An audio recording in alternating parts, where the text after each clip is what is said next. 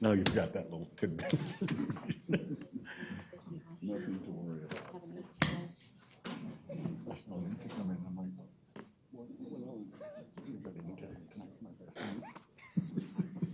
He still hasn't lost his sense of humor. No, he doesn't. We good?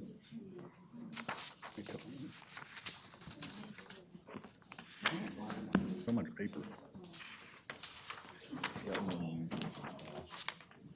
That's pretty neat. Scorecard, huh? Is it finished?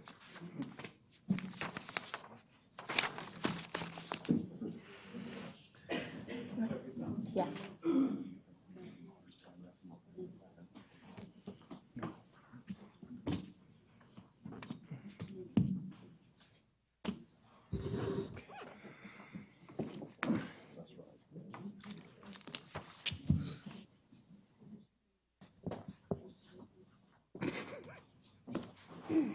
I will apologize for that too. Good evening. Welcome to the Tuesday, May 16, 2017 City of Oldsmar City Council meeting. If you'll please rise for our invocation and our pledge. They'll be led by our city attorney, Mr. Tom Trask. Heavenly Father, we come humbly before you to ask your divine guidance and help in our deliberations this evening. Bless the members of this council and the citizens that are present. We pray that our work this evening will find favor in your sight. Amen. Amen. I pledge allegiance to the flag of the United States of America and to the republic for which it stands, one nation, under God, indivisible, with liberty and justice for all. Mayor, Yeah. I just didn't want y'all to forget, You forgot? I forgot. Okay, well, we won't forget. Janice, Oh, because she was always out in the audience. yeah, oh, yeah. And you had to call her up here. Yep, you're our new Janice. That was in honor of Janice. Thank you. Once again, welcome. First item on tonight's agenda is the Citizens Open Forum. It allows you to address the City Council. We only have a couple requests. That you keep your comments to no more than 5 minutes, that you state your name and address clearly for the record. And you can address anything that's on tonight's agenda. However, if you want to address items 6, 7, or 8, those are public hearings, and we would ask that you hold your comments until such time as we call for those. Having said that, does anybody on this side of the room like to address? Yep. Tony?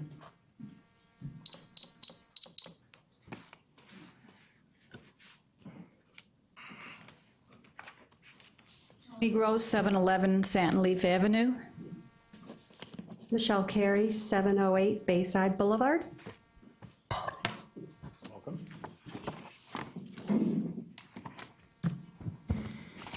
With Memorial Day approaching, Michelle and I would like to make this brief presentation.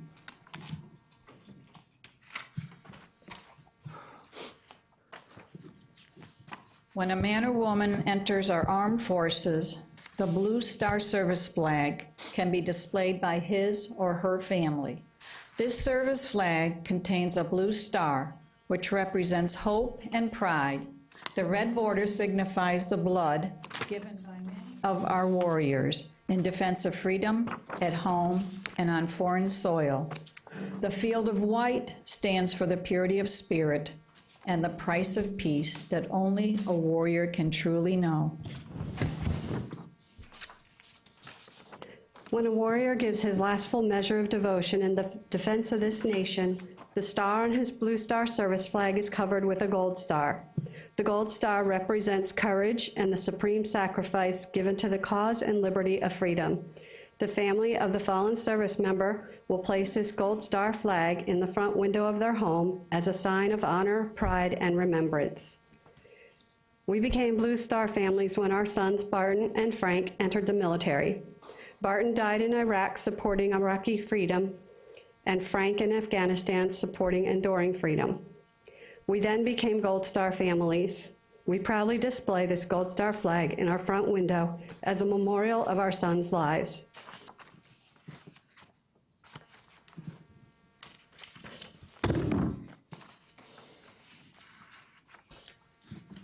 I would like to ask you if you found the presentation that I made unacceptable, politically charged, unpatriotic, or disturbing? I didn't think so. Last month, April the 23rd, I appeared before Oldsmar's Veterans Advisory Board and submitted a copy of the brief Memorial Day presentation that you just heard. The members of Oldsmar's Veterans Advisory Board then voted and rejected my request to allow my husband, Craig, and me to give the presentation on behalf of the area's families of the fallen. I invited each of the members of Oldsmar's Veterans Advisory Board to attend tonight's meeting. And I see that Mark Brill is here, and I believe Mark is vice chair. Thank you for coming. It's been almost 6 years since Frank's death in combat theater, and not us, nor Oldsmar Gold Star parents Michelle and Don Carey, or any family of the fallen has been invited to participate in Oldsmar's Memorial Day ceremony by the Veterans Advisory Board.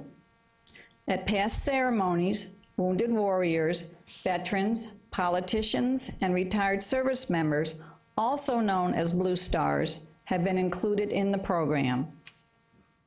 Now I ask the Veterans Advisory Board, why Craig and I, or any family of the fallen, why are we not permitted to speak at this and all Memorial Day ceremonies at Oldsmar's Veterans Memorial Park? We're not asking to be keynote speakers. We simply ask to briefly speak on behalf of the families of the fallen. Is this unreasonable? Why are families of the fallen not welcome by Oldsmar's Veterans Advisory Board? Mayor Beavis, you do have the authority to change this. Yes, last year Craig and I did speak briefly at the ceremony. We were not invited by the Veterans Advisory Board. Our names were not on the program, but somehow Jerry Beaverland made it happen. Veterans Advisory Board, there are two options I would like you to consider. Option one, let's work together, as we did in securing Oldsmar's Purple Heart flag. The Veterans Advisory Board Vice Chair Mark created the design for it, and I purchased it with the guidance and help from Military Order of the Purple Heart, National Patriot of the Year, Richard Hunt. What might working together look like? I hold in my hand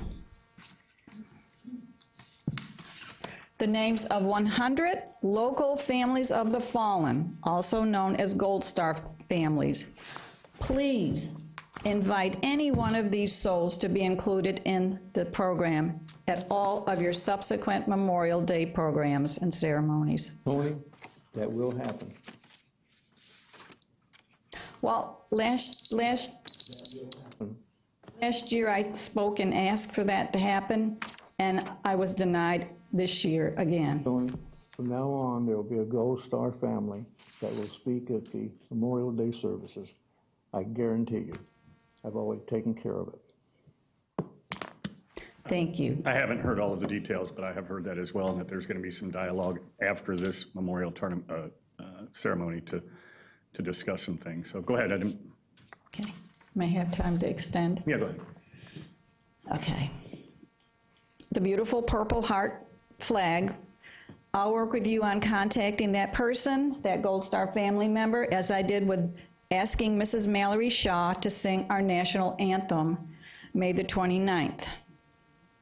And I'm not going to read option number 2 because you've already addressed it. So, in closing, I am thanking my city council in advance for making today a good day for our Gold Star families. And appreciate that. Thank you. Thank you. And I don't know, Tony, if you've seen the program. I think it just got approved today, but I'm honored to be able to recognize the Gold Star families that do come out there. So if any of those would like to come, we'd certainly like to recognize them. So, and I did hear what Councilmember Beaverman said today, so. And last year, I did appreciate your comments. When you see a family of the fallen, go up to them, ask them the name of their loved one, and ask questions. That's the story. That meant a lot to us. Thank you. So thank you, Jerry, and City Council for allowing us to have a voice in the Memorial Day ceremony. Have you seen this? I don't know if you have or not. I don't know if we have any more, but No, I have not. you have one? Yeah, you can have mine if you want. Turned out real nice, and it talks about a little bit about, I think, what you talked about with the Gold Star family, so thank you. Thank you. Thank you, Mayor. I don't think we got it on this, Yeah, it's in there. no, I mean to invite the Gold Oh, Star family. right. That is gonna start at the next memorial. No, but just if they want to come and get recognized, I think. they Right, could. right, Right. right. Anybody else on this side? Oh, yes, ma'am. Come on up to the mic so we can, go ahead, come on up so we can hear you. Again, I'm Michelle Carey, and my husband wanted to come tonight too, and to hear what you had to say. I'm sure he would be thrilled. But if you don't mind, can I just read a brief statement from him also, since he couldn't make it? So, Mr. Mayor, Vice Mayor, and City Council members, and Veterans Advisory Board. Again, I'm reading this on behalf of my husband. Although I am not able to attend your meeting this evening, I would like to voice my concerns regarding the city's handling of Memorial Day events, which are held at our beautiful Veterans Park. Myself and my wife, Michelle, moved to Oldsmar in October of 2005. We're the proud parents of Marine Corporal Bart Hummelhans, who, while serving his second tour of duty in Iraq, was killed by an IED on the 26th of August, 2004. Since moving to Oldsmar, we have attended Memorial Day ceremonies on a regular basis at Veterans Park, only to leave disappointed each time as the services focus on veterans and politicians. Some council members were very poorly prepared and stand in front of the gathering and speak or introduce guest speakers. For the city of Oldsmar, it's an embarrassment, and for our Gold Star families, it's offensive.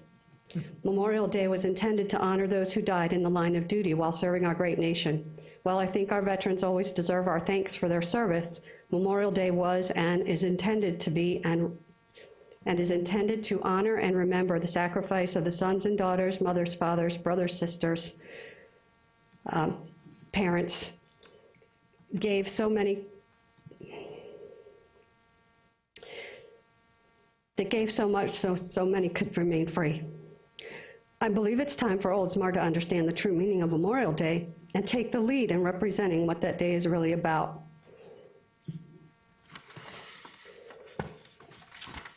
While you may not be aware, Oldsmar is also the home to a wife of a veteran killed in action. Myself and my husband have spoken with her, but she has decided to remain private in her dealing with her grief about losing her husband. We walk among you, yet sometimes we remain unseen. Oldsmar is also the home of two nonprofit organizations dedicated to our fallen, Gold Star Awareness and Gold Star Fathers of Florida, both rooted in the city of Oldsmar. I think you should take notice, be aware, respect, and promote the two organizations. We understand the meaning of Memorial Day and have extended our services to our city, yet have been dismissed or ignored. If you take time to look at Veterans Park, in addition to the battle cross, there is a memorial to the council member who was instrumental in the creation of the park. I ask you, would he want his efforts to focus only on our veterans, or would he want our veterans and fallen to be remembered as they should? I know the answer, and I think you know it as well. Gold Star Fathers of Florida and I insist on our fallen being remembered with honor, dignity, and respect that they deserve because they have earned it. And I think you would agree. Thank you. Thank you. And just, if I could, just for the record, I know it was, I don't know how many years it's been, 3 or 4 years, I think, that we turned it over from this kind of the city to the Veterans Affairs. And while we might not be perfect, I think they've done a great job in really continuing to improve the program. I wasn't at the meeting. I don't know what was discussed or what the reasoning was, but hopefully we'll be able to work together to make it even better next year, so. Would you mind if I ask the representative? No. No, I'm fine. I'm fine. I mean, I don't want to get this into we're working on it, so. Can I just add a comment from several years ago, and I don't know how many were here back then, but in Memorial Day of 2006, shortly after my husband and I moved here, we came to our first service, to our first ceremony in Oldsmar, and we were absolutely amazed. And we showed up not to be recognized. No one knew who we were when we got there. But when they found out we were Gold Star parents, they asked us to lay the wreath for them. And again, we weren't even prepared, but we felt that was quite an honor. So we want to thank you for that. Thank you. And Mayor, and Tony, you know this. This city, y'all sit down. This city has been dedicated to our veterans for many, many years.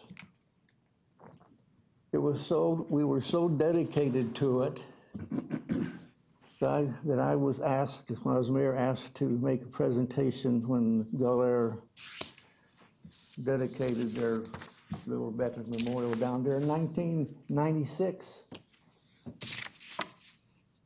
I came back to the council and I said, this city is going to have a Veterans Memorial Day and Veterans Day ceremony for the next how many years we live.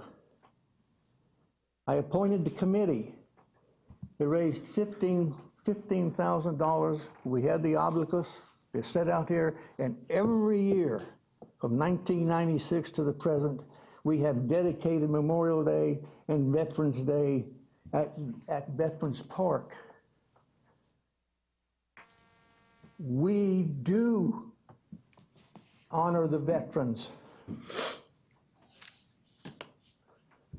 That's all I got to say. Thank you.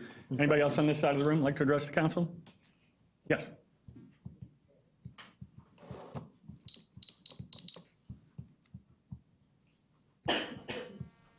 Something on the city manager's report? Do we talk about it now, or do you want to wait till then?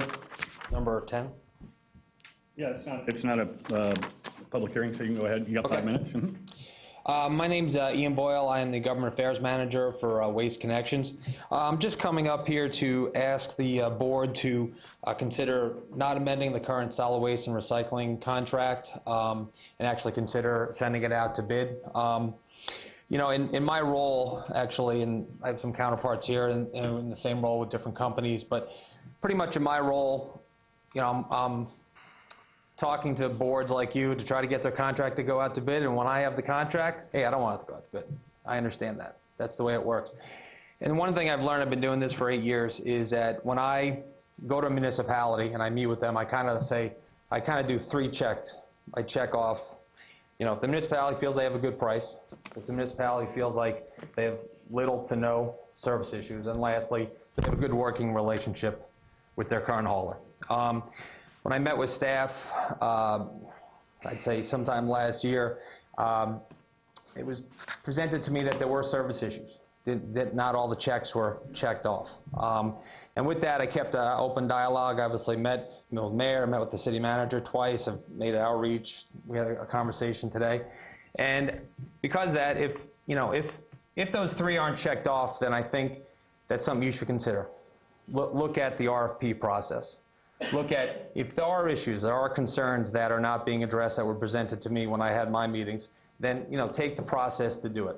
I feel our company, we actually, under a different name, but we actually serviced Oldsmar prior to the current hauler. I think we're best positioned to help you guys out if there are issues. Our division vice president lives in unincorporated Oldsmar. Our supervisors, 2 supervisors actually worked on the Oldsmar contract when they're still on staff. One of our drivers that worked at Oldsmar is actually now one of our dispatch, residential dispatch. Regional sales manager, Sherry Rubel, she worked on this contract. Linda Jackson, our customer service, has been there. So we have a lot of staff that know this contract inside and out. So I just kind of wanted to come up, express that. I know I've talked to people, I've come up and talked, we've met, and I appreciate everyone's time, but I just wanted to have a board take a step back, and if all those 3 parts that I just mentioned, all those points are not checked off, take the time, send it out, because it can be corrected. Sure. Thank you. And just for the record, the day we met, I think 2 weeks ago, Correct. on a Tuesday, and I said I didn't know the status, and I don't want you to think that I was No. pulling the wool over because I was going to meet with Bruce, and I didn't. No. Everyone here has been fantastic. Okay. I can't thank everyone else for talking. Thank you very much for the time. The other thing in this role, you don't get the time all the time. Yeah. And I appreciate that. I appreciate that from you guys. So Okay. thank you. Thank you. Mayor, Yeah. and I know Tom's going to roll his eyes at this. This is why I don't like this type of a system. Tom may have said that this is the legal thing to do. When I was mayor, I would not let. Is this about item 10?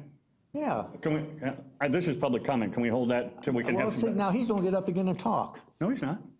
think That was we're the only pub- allowed once. So. Yeah, that's the public comment. So if we can just, I don't want to turn this into discussing item 10. We'll discuss it when we Well, get we're to not that. going to discuss anymore. I just think that's the time that he should have come up here. And I'll be quiet. Just make a note, Jerry. Yeah. To make, I'm Thank going you. to make a note for you. Thank you. I mean, I think we've heard him. Anybody else on this side of the room? Nope. Anybody on this side of the room? Yep.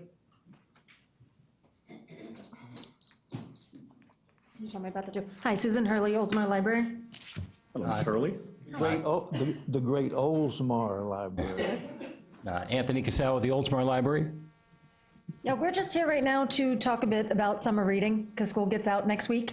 So we just wanted to, yeah, I know already. So I'm just going to talk a bit about a new program that we are offering this summer. It's between a partnership between the Juvenile Welfare Board and the Pinellas County Schools. Last year, they piloted this program in St. Pete, and they've decided to expand it countywide this summer. It's the Summer Break Spot for free meals for kids and teens at lunch throughout the entire summer. As you know, there's thousands of children in Pinellas County that get free or reduced lunches and breakfasts throughout the school year. So to try and get them the nutritious food that they need throughout the summer break, they're having these break spots with free lunches for kids and teens 18 and under. So Monday through Friday, throughout the entire summer at noon, we'll have free lunches for kids who want to stop by and eat, and it will also help us, help the kids in the community, but also get the kids to come in and check out some of our summer reading programs, which Anthony is going to talk about just a bit. So we will be kicking off our summer reading program this year on June 6th. We're going to be having a very special guest performer, Jiggle Man. I don't know if anybody's heard of Jiggle Man, but he appeared numerous times on Late Show with David Letterman.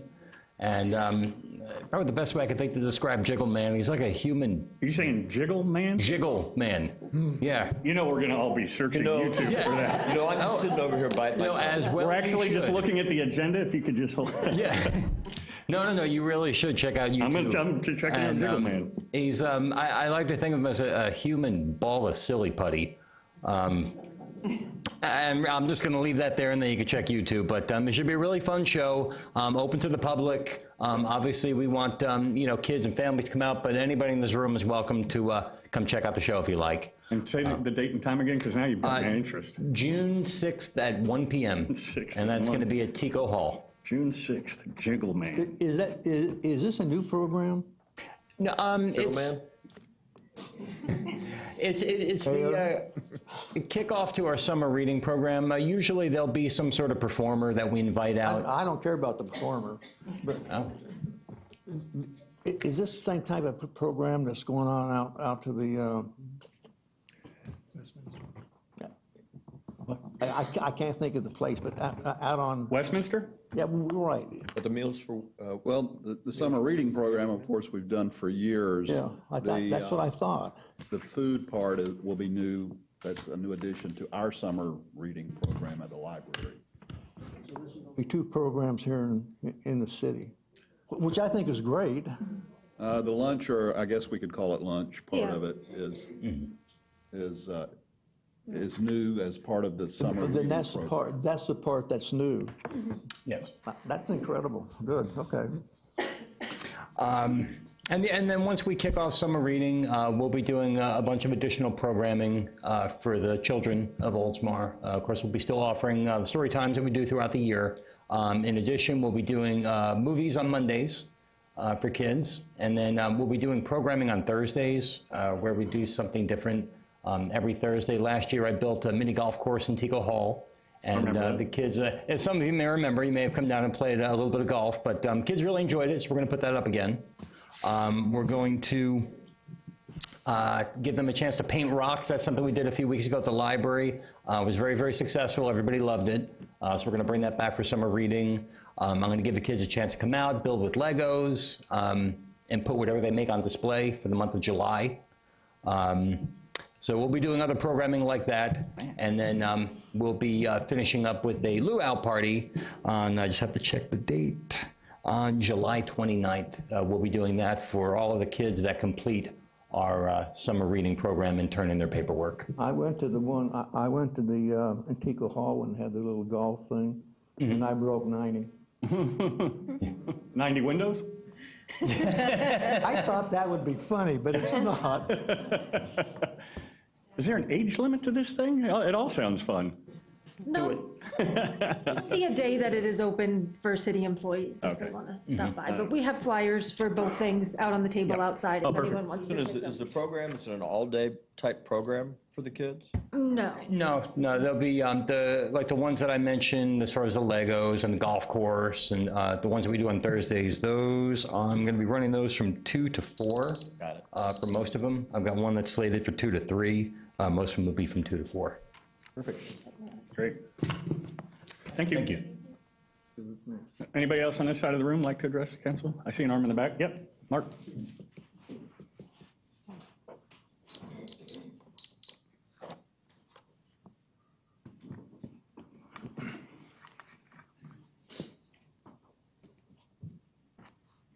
I do, Mark Burrow, 707 Satin Leaf Avenue. I'm not here to speak on the entire board for the Veterans Advisory Board. We didn't mean to slight anybody. We try to do the best we can. It's a volunteer position. We come across, there's our decisions we made for the reasons we make. It's not here to be discussed. It is a little disheartening and saddening that if somebody doesn't like our decision, this will be the second year in a row now, they come and appear in front of the board and says, oh, hey, what about this? What about this? We're going to change it. That being the case, I suggest, why don't you sit in on our Veterans Advisory Board on a regular basis? This way we can have a lot of free time. People wouldn't be saddened. People wouldn't be writing letters back and forth. They wouldn't be getting their friends. I understand the concerns. I don't have a son or daughter that was lost in the service. I was in service. I went through some afflictions of my own. But once again, we're making the best decisions we can without affecting anybody. We put the program together for a reason. We put it together, and some of the items that were addressed in there, where the Gold Star will be noticed, you were going to give a little dissertation or a speech that apparently Ms. Gross had written out, and everything was okay. But once again, if they don't get their way, they come to the board. Jerry, you let them do it the other year. Which I should not have done, but I did. You did, so once again, it makes no difference whether they did it the day of or they come to the board 2 weeks before the event. If you're going to do it, I don't see why we have a Veterans Advisory Board then. Why don't we just turn it, you turned it over to us to make decisions. Yep, I agree. If we're going to do it that way, and I'm sure a lot of the board members feel, I can't speak for everybody, myself included, why don't we just turn it back over to the city and let you guys run it the way you? No, that's No, why. I mean, seriously. If we're going to get turned over, we're going to say, hey, well, what about doing this? What about doing this? Come in on our board, sit on our board. Have it up in chambers or something. We'll have the. This is why we gave it to y'all, because in my opinion, even though the council does great jobs and makes great decisions, we didn't do a great job at Veterans Day and Memorial Day. Now, as far as the I just brought up about the Gold Star, I went to one of your board members and asked him to bring it to the board about a Gold Star family being placed in the program.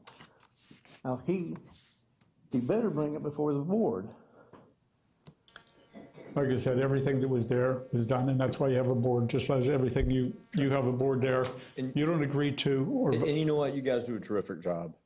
It is volunteer, and many of you volunteer on other boards. You know, I think I've served with you on Board of Adjustments, and that's not to say, when I wasn't aware of the conversation until tonight, quite honestly. So maybe that's my fault for not having gone into City Hall this week, but it does kind of make somebody ask why.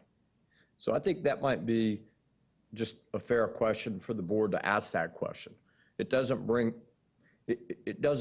call the board itself into question, but rather, what was the reason for that? Because I'm sure there is a reason. I'm not putting you on the spot to answer that right now, but that's something I know I'd like to know. Well, Eric, our next meeting is June 5th. I invite all you people to come to our meeting. I mean, it's fine. Do that. I will actually be out of town, but I mean, I know you're not here to speak on behalf of veterans, but I wasn't able to attend that meeting, and honestly, I just learned about this discussion tonight as well as Eric, but I do have the question of what is the reason behind, if you're willing to answer that? I mean, obviously, it is for Memorial Day, and when I do look at the program, it looks like a great program, but it is primarily focused on veterans, and we have a Veterans Day as well, so I'm just curious as to what is Well, the reason. it's not on veterans. Veterans Day and Memorial Day are totally different.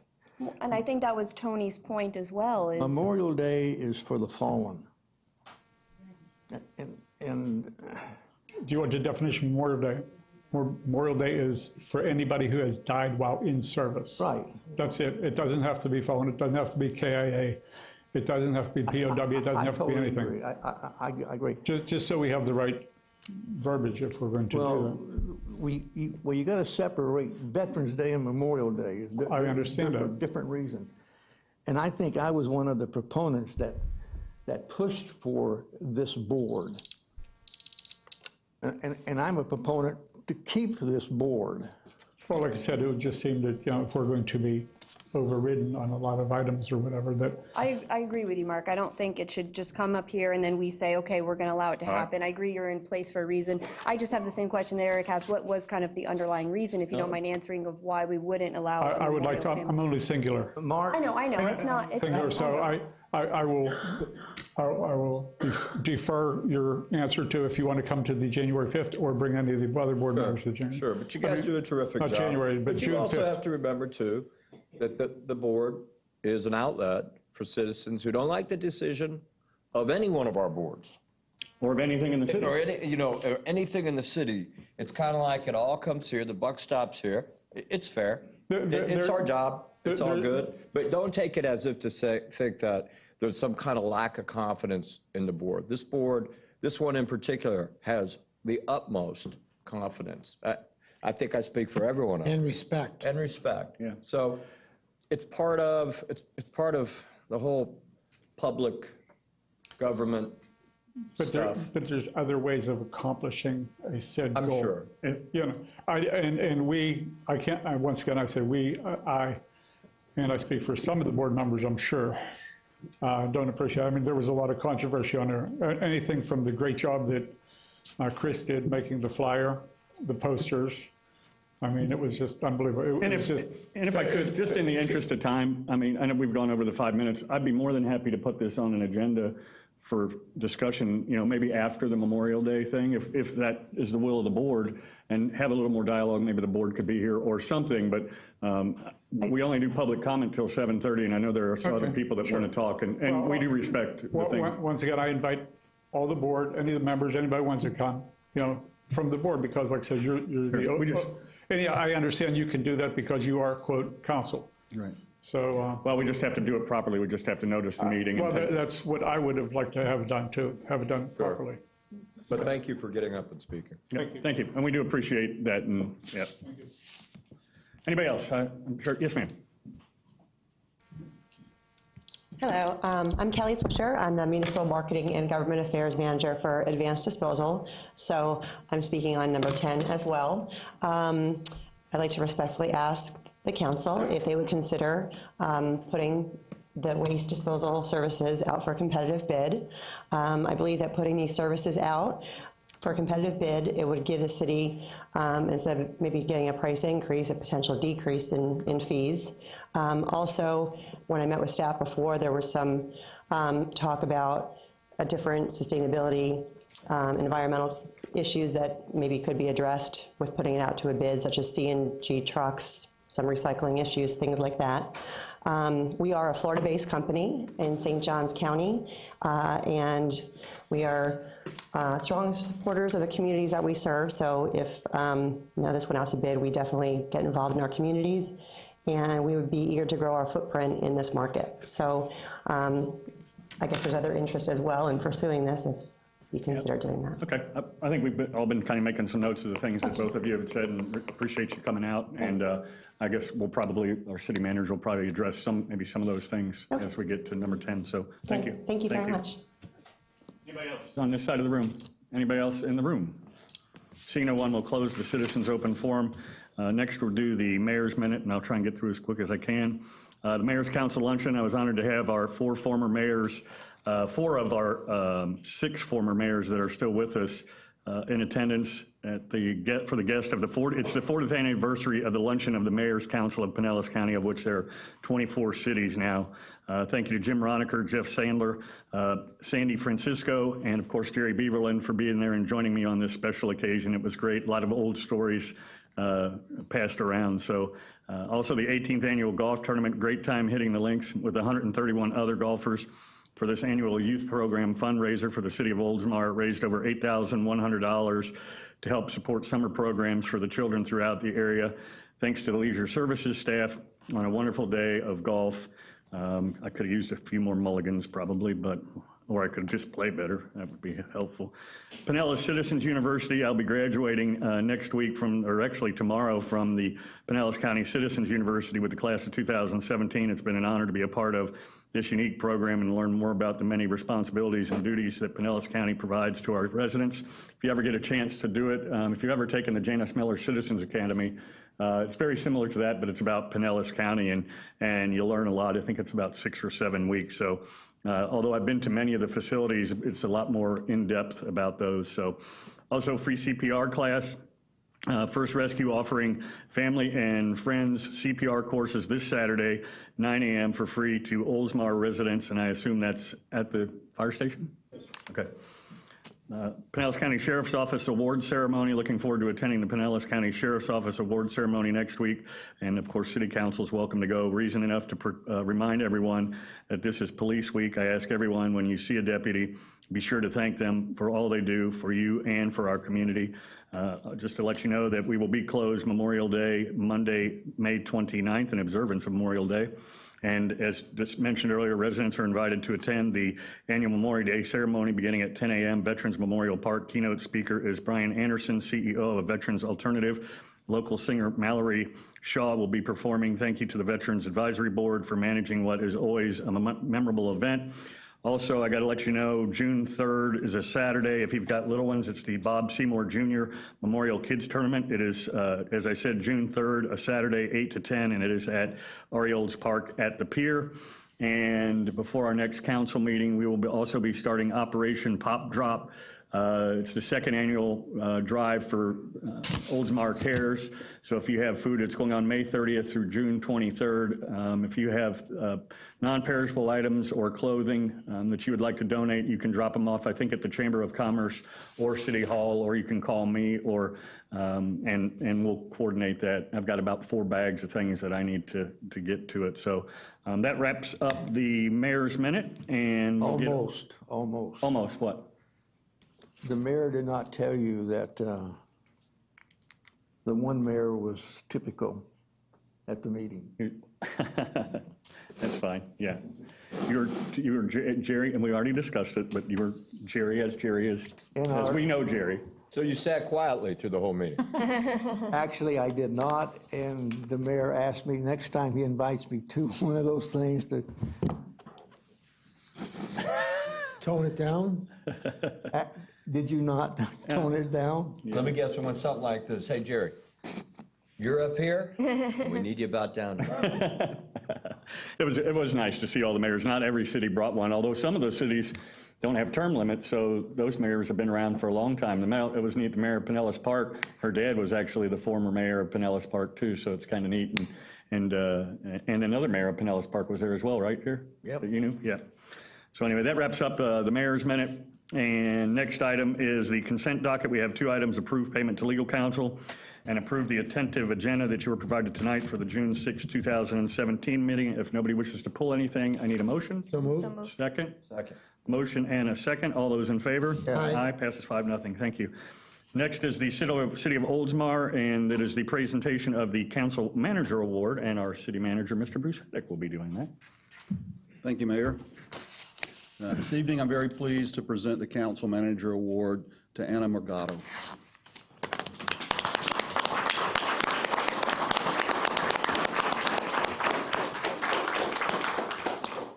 Did she walk here?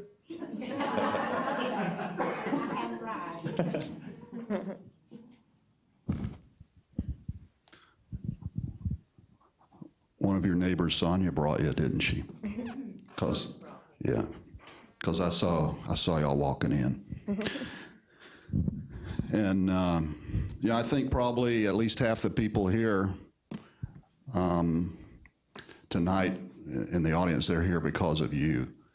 I recognize some of them, and most of the people here, I know why they came. Yeah, and most of them are here to cheer you on, I think. So I'm very happy that I get to present the award tonight. The Council Manager Award of Recognition is presented to Anna Morgado for the month of May 2017. You can go ahead and take that award. I have some notes here about you. And, I knew a couple of things because I haven't lived here as long as you have, but I've been here for a while. A long time. Long enough, shall we say. So, fortunately, I think, I believe Kathy is the one that helped put this together, and I don't know if you provided some of the information or not. So some of it I knew and some of it I didn't know, so I learned some new things about you that I did not know previously. It's all good stuff. And we do have a time schedule, but for this award, I have all the time I would like. Yes, you So we're going to start out with the fact that you were born in Oklahoma. Right. Now, some of these things are not on the notes. I'm just going to add them on. Okay. And which usually, when I'm presenting awards, I don't have anything. It's just wing it. Exactly. Yeah. But at least I've got something to go by, so I'm just going to try and enhance that a little bit. So I think when I knew about you being born in Oklahoma, that you're part Native American. Is that right? I'm Cherokee. Yeah, I knew that. Yeah. I just want to get that in. It wasn't on the notes. We're jumping ahead. After high school, served in the Army for 4 years. Would you be kind enough to, or if you want to, could you reveal the dates?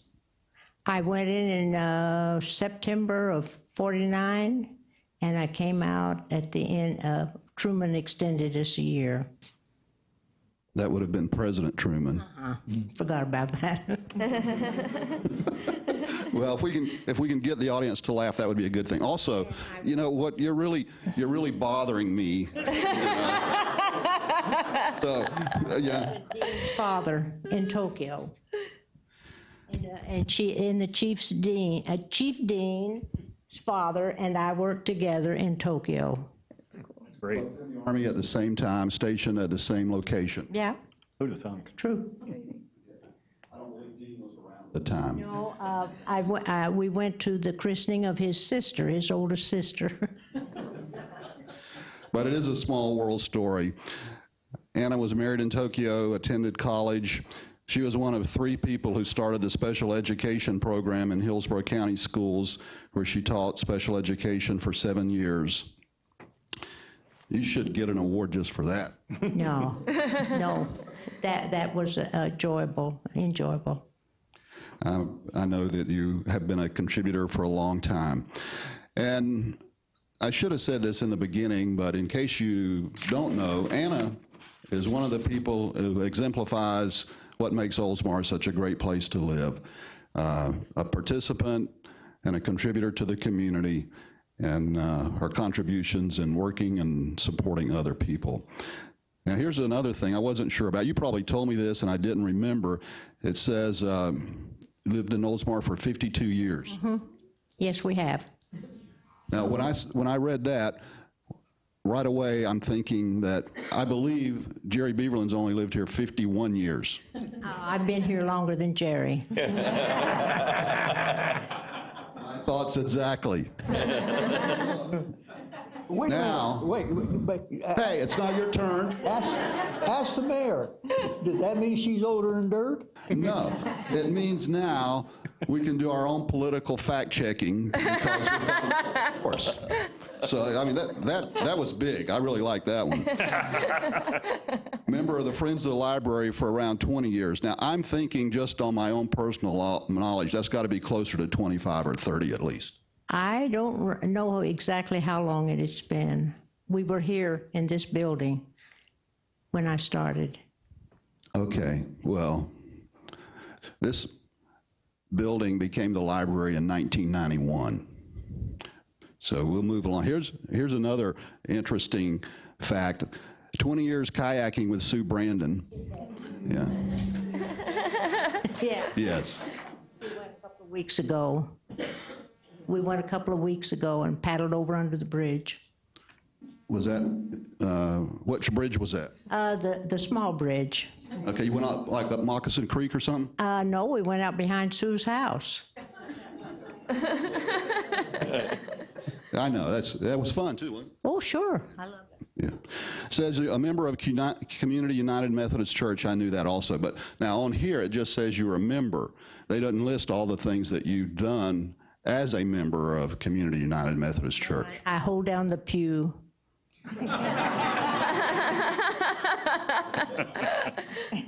You know, if we keep working, also, just in case the audience was wondering, you know, we didn't rehearse this ahead of time, did we? Oh, no. Loves visiting folks who are homebound. What wonderful stories they give her, more than she can ever express. Some other things that Anna has done in contributing to the community: participates in Walking for Hope You Can Hold to build hope necklaces. She is so thankful for all the folks whom she has been privileged to meet. Now, I think this is probably summing up Anna's philosophy, but we could all take it to heart. Every day is a blessing. Just step outside your front door and experience the joy of living. That's true. That is absolutely true.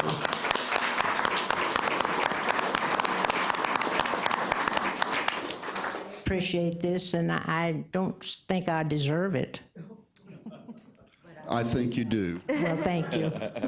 Anything else you want to add? No, not. Okay, well, now we're going to have a picture, and we want your family to come up here. Okay. They're all. You want to introduce them? Yes, my daughter Kim grew up here, and was also. Come up here, Kim. Katie, and the girls, and Billy. We walked in a 5K on Sunday. We came in dead last. Oh, well. We're all much younger. Katie ran, and Sam, the taller of my great-granddaughters, ran the 5K. Congratulations.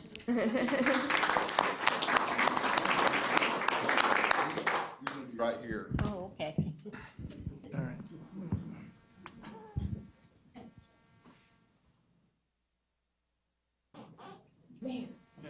Oh, even further? You want me to go downstairs? No, you're fine. Jerry does. I really like to see them over there have to move and duck. Now, we appreciate all of you coming this evening also and joining in the recognition for Anna. One thing I forgot to ask, what musical instruments do you play? Oh, my. I thump. I play the piano some, the guitar, a ukulele, banjo, a mandolin, and a classical guitar. Not very well. And my harmonica, yeah. I just wanted to get that in, that you have some musical abilities as well. So quite a contribution all the way around, and I'm happy tonight we could recognize you for being a great part of Oldsmar for 52 years. Congratulations. Thank you.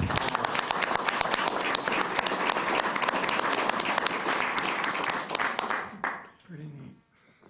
Maybe she can audit Jerry's books. That's pretty good. Yeah. Congratulations. And you'll see her walking around the city all the time, so much deserved, whether you think it or not, for sure. Next item, I hope I got ahead of myself, is the presentation of the Storm Ready Community Designation, and from the National Weather Service, Tyler is here, and I believe Dean O'Neill, Fire Chief, is part of this. If you can, maybe, I don't know if he needs the mic or the, I don't know if you can hold it up that high. Well, thank you for having me. I don't know if it's on or not. I'm Tyler, the National Weather Service in Ruskin, and over the past year, I've had the pleasure of working with Dean to help get Oldsmar recertified for Storm Ready. We live in the most severe weather-prone country on the planet. Each year, there are 500 weather deaths across the country on average, and $15 billion in weather-related damages. As part of creating a weather-ready nation, the National Weather Service works with communities to designate those that take extra effort as Storm Ready certified. It's impossible to make any community storm ready or to make any community storm proof, but through Storm Ready, you can help save lives and protect members of your community. So I'll also recognize every county in Florida is Storm Ready certified, but there's only 33 cities or communities that have taken the steps to become Storm Ready certified. And Oldsmar was the very first in the state of Florida. So that's something very special that we're proud of the city of Oldsmar for doing that. That was back in 2004. It needs to be updated and renewed every 3 years. That's something that the city has worked with us on every 3 years to remain certified. So over the last year, Chief O'Neill has helped us stay certified by developing a formal weather hazardous plan, maintaining more than one way of receiving warnings in case one goes down. They have backups, and also more than one way of alerting the public of these weather warnings. Creating a system that monitors weather conditions locally, and promoting the importance of public readiness throughout the community. So I'd like to congratulate the city of Oldsmar and Chief O'Neill for the work he's done. And I have a certificate to present.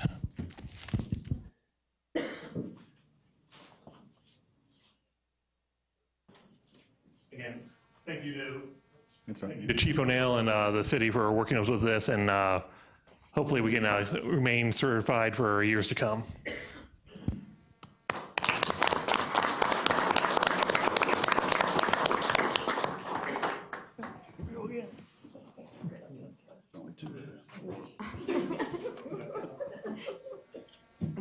You want a box, Dean? I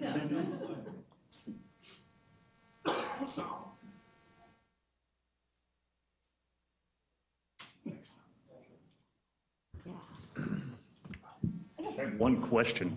How did the National Weather Service pick Ruskin of all places? That's not. Cheap land, is my understanding. Oh, really? It was going to be by the Tampa airport, but the buildings were too tall for the radar. Oh, okay. Cheap land down there. That makes sense. Thank you for coming. Thank you. And thank you for taking him with you. Sorry. Oh, darn it. Next is item 5, presentation of the 2017 Show Us Your Oldsmar Photo Contest winners. And I have some pictures and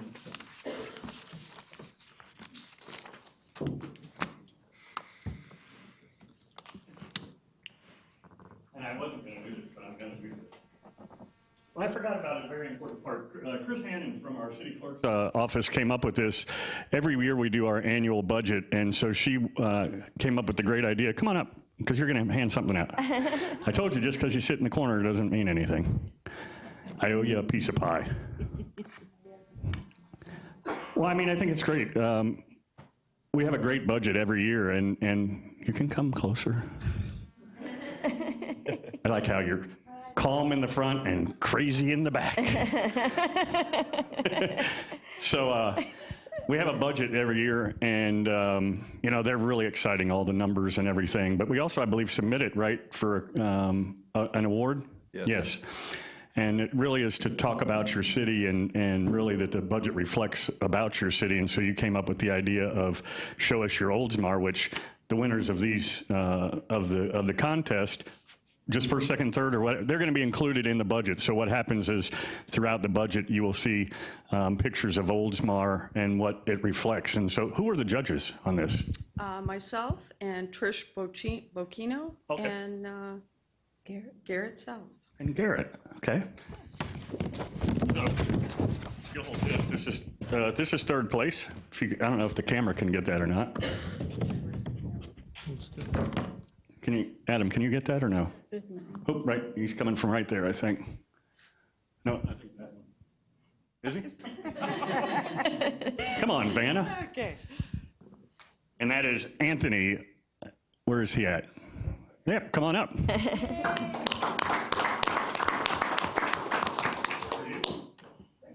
Want a picture with him, or do you want to do all three? No. No. She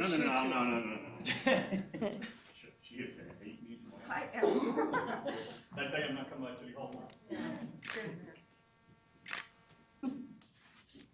And second place, if you want to hold that one. These are great. Man, this must be that tall guy that was here from the National Weather Service that took that one. Oops. Got it? Yep. All right. Second place is Marcus.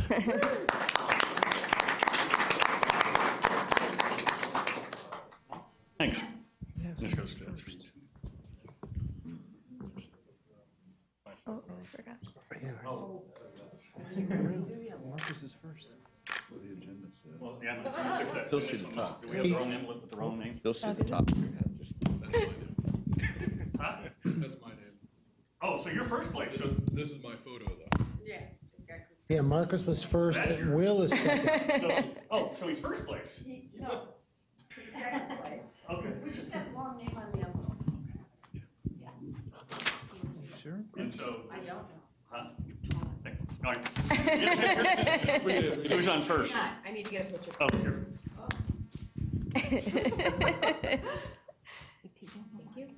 All right. I have a question. Where were you in taking, were you up in a tree taking that? With a drone. Oh, okay, a drone, okay. Top of Eric's roof.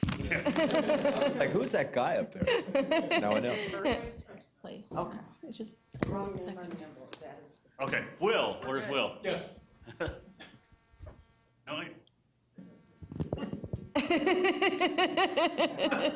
Marcus. All right, here we go. Who's the first place winner? Yay!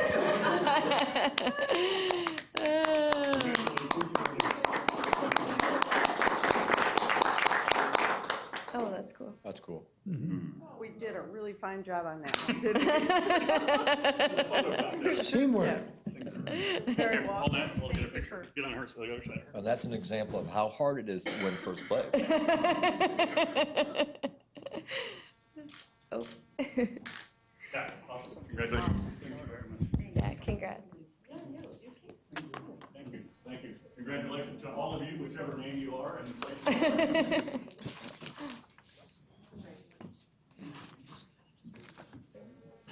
Great photos. And we'll give you a copy of our budget. That'll be exciting, with your pictures in it. Next is our city attorney.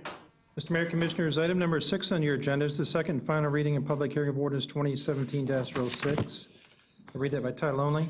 Ordinance 2017-06, an ordinance declaring the intention of the city of Oldsmar, Florida to annex certain real property located in section 22, township 28 south, range 16 east, further described as lot 7, block 7, map of section number 1, West Oldsmar, parcel number 22, 28, 16, 96660, 0070070, into the corporate limits of the city of Oldsmar, and providing for the effective date of this ordinance. That was the second and final reading of ordinance 2017-06 by title only, and it does require a public hearing. This is a public hearing. Does anybody wish to address this item?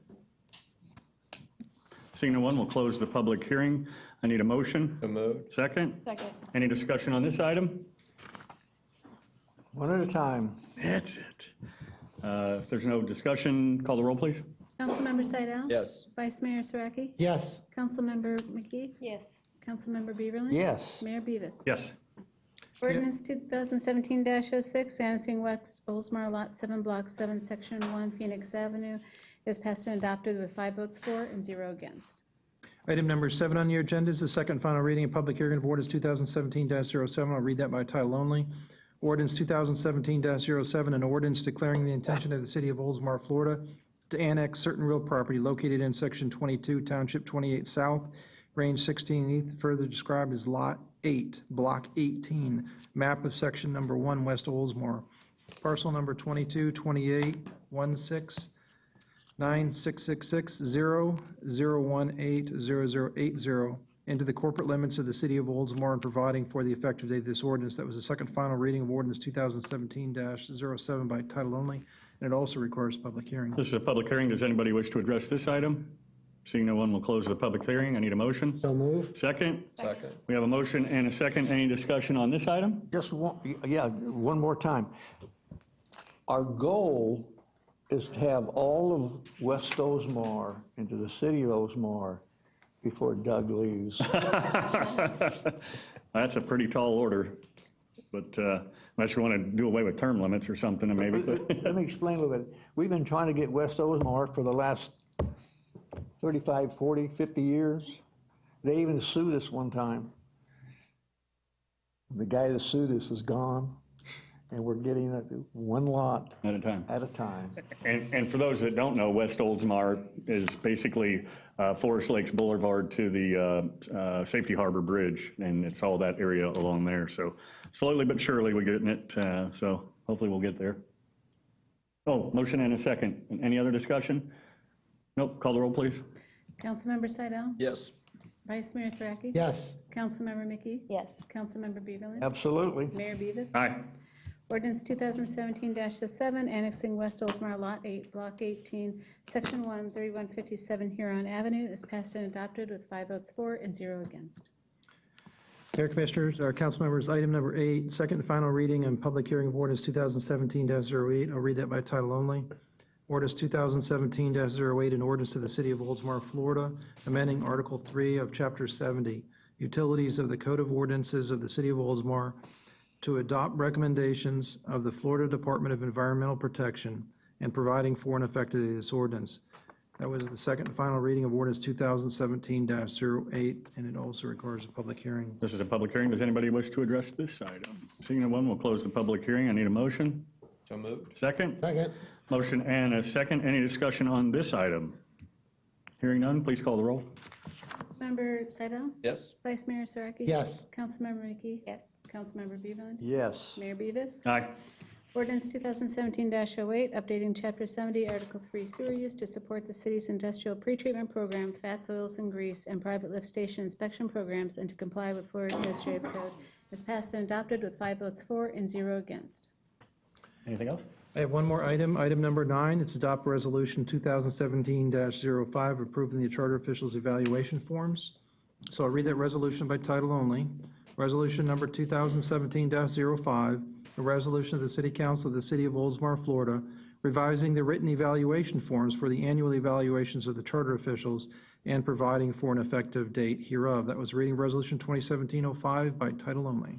This is not a public hearing. Do I have a motion? So moved. A second? Second. Motion and a second. Any discussion on this item? I think they look good. Yeah, I do too. Any other, no discussion? All those in favor? Aye. Aye. Passes Yes. 5-0. Last thing I want to let you know that I have received the check on that last case that was settled. So we have it in hand and we're just waiting for it to clear. And Okay. that was the Balchunas matter. Okay, thank you. Thank you for the update. City manager. Thank you, Mayor and Council. Item 10, approve amendment to contract with Republic Services, extending the term to September 30, 2021. The current agreement expires September 30th of this year. It does contain a provision for an extension of up to 4 years. And so based on that provision of the current agreement, we had some negotiations with Republic Services over a period of several weeks. Actually, initially, we discussed a 1-year extension, and the culmination of those negotiations is what's before you this evening. Republic Services has been our solid waste provider for over a decade. Only thing that really changes from the existing contract is there would be one increase in our cost of 5% for residential collection starting October 1st of this year. There are no other cost increases or rate increases projected during this 4-year term. So only that one change in residential, no change on recycling costs, no change in commercial. And I think all of you are aware that for the city of Oldsmar, the revenue generated from commercial accounts is quite a bit more significant than the residential, but of course, you know, we're one city and it all works together. If you have questions or comments, I'd be happy to respond to those. We also have representatives from Republic Services here this evening, but I do recommend approval of this amendment to our contract with Republic Services of Florida. And if I could, and I'll want to hear from council too, but could you maybe, and I don't know if you have an answer to it, but there were two things that were kind of two things that were brought up. One was the environmental component that was brought forward, and was or was not that a factor, and does Republic have anything similar? And then also about, I guess, service problems that was also brought up by Ian, so, and where we are with those. Well, I'm not sure. On the environmental aspect, there's, you know, I guess things that could always be done differently or improved. Over the past several months, a number of the discussions with the prospective contractors were Estefan Baza, who you all know is our sustainability coordinator, or he was until about 2 weeks ago when he resigned, was active in those conversations and discussions. So I'm not sure about all the items that took place with Estefan's discussions. On the financial part, Al handled most of that. And internally in the staff, we discussed some options that we might consider going forward in the future. I would say that we've not had any in-depth discussions with Republic Services about changes that could be implemented down the road. As you all know this, of course, they've been our provider for a number of years. And when the current agreement, or that we're currently operating on, was a major revision in 2013, 4 years ago, there were some major changes to the service at that time as well. Not at the same time, but some of you will recall we were the first city to provide single-stream curbside recycling in Pinellas County, and then later on we converted to automated pickup of the garbage as well. So I think Republic has been a partner in changing and improving the service that's offered to our residents and our businesses, and I would think they would still do that in the future. The other question was about Service? service, Or error, yes. I guess. So the contract, for a number of years, it has a provision. There is a penalty clause if there's a significant number of missed pickups. There's a financial penalty in the contract. Over the past decade, I'd say that we've exercised that maybe 2 or 3 times. It's an unusual event. When it occurs, I think they've been pretty responsive to addressing that. And I'll just throw this in as my opinion. I mean, they might want to respond to that as well. And those issues probably have been a result of maybe personnel changes that, happen to all of us from time to time. And new people come to Oldsmar, maybe they're not familiar with everything in the area. But certainly in the recent past, there are very few complaints about service. Okay. Mayor? Yes. I have noticed in the past 2 weeks, because I had a complaint about this a number of times, that all the garbage cans are lined up, in a row on every street. None of them are in the streets. They're just all lined up, so perfect. I think that's right. And I make the motion, we accept the amendment to the contract. I have another question, if I could, if the council would let me.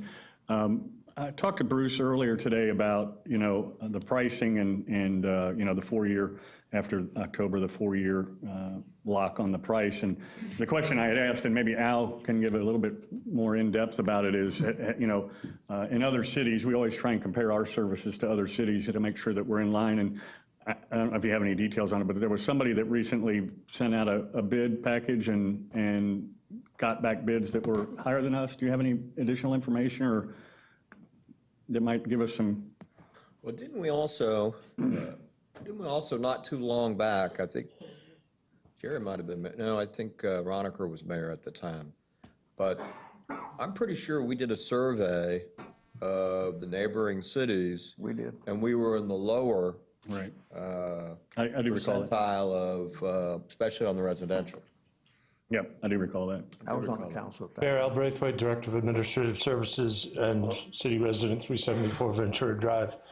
I think it's Pasco County that we were talking about possibly. I don't have a boatload of details on many of the others, but we did study others that were going out at the time. I just don't know that I could give you the specific details on who they were or what the results were. In my capacity, since year 2000, utility billing has been a division that rolls up to me, and I've been involved in resolving disputes and service issues that have come before us that involved the Republic. And I can tell you that I think they've been very responsive as a city resident since 2011. I think they've been provided quality service. And from my standpoint, when I kind of heard the entire spectrum of some of the complaints and some of the things, and my personal experience has been they've been great to deal with. My staff does contact with them all the time. We're involved with Public Works sometimes in resolving issues, and between the service itself and how we deal with them, I think they've been great for whatever that's worth. Okay, thank you. And they are, commercial property are not required, they're not required to use Republic, is that correct, or they are? They are. They are, okay. I renew my motion. Okay. Any other questions, comments, concerns? I'll second it. I would like to say that Seth's team, there's a culture of their employees that are here in Oldsmar that work for us. And I personally feel that they take a pride in taking care of the citizens with collecting garbage. But I just wanted to say that. Sure. Okay. Yeah. And I have no reason to think that the others wouldn't have Right. pride in our city as well, Right. so. I did have a question. When was the last time we put it out for bid?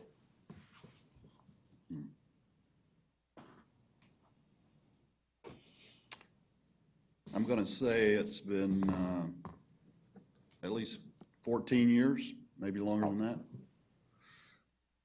What is the hesitation, or I guess if about putting it out to bid? I mean, obviously it opens up the competition from but I mean, is there a lot of work required on our staff's part and part of that? Or, I mean, I know we have great service and things, but sometimes it's good, like you said, just to bring up the point, it's been a long time, just to see what our other options are, especially from an environmental sustainability. And we've talked about new technology in the past, new sensoring, things like that that's available in the future. I personally, I mean, as a citizen here for 10 years, have been very satisfied with their service and the relationship we have with the city, but it has been a long time, so. Yeah, I think Well, I can give you 28 years of history. I can give you 28 years of history. At least. And you haven't always been satisfied. No, I'm not satisfied. You're going to know about it. Yeah. But the thing about it is, they satisfy you. Yeah.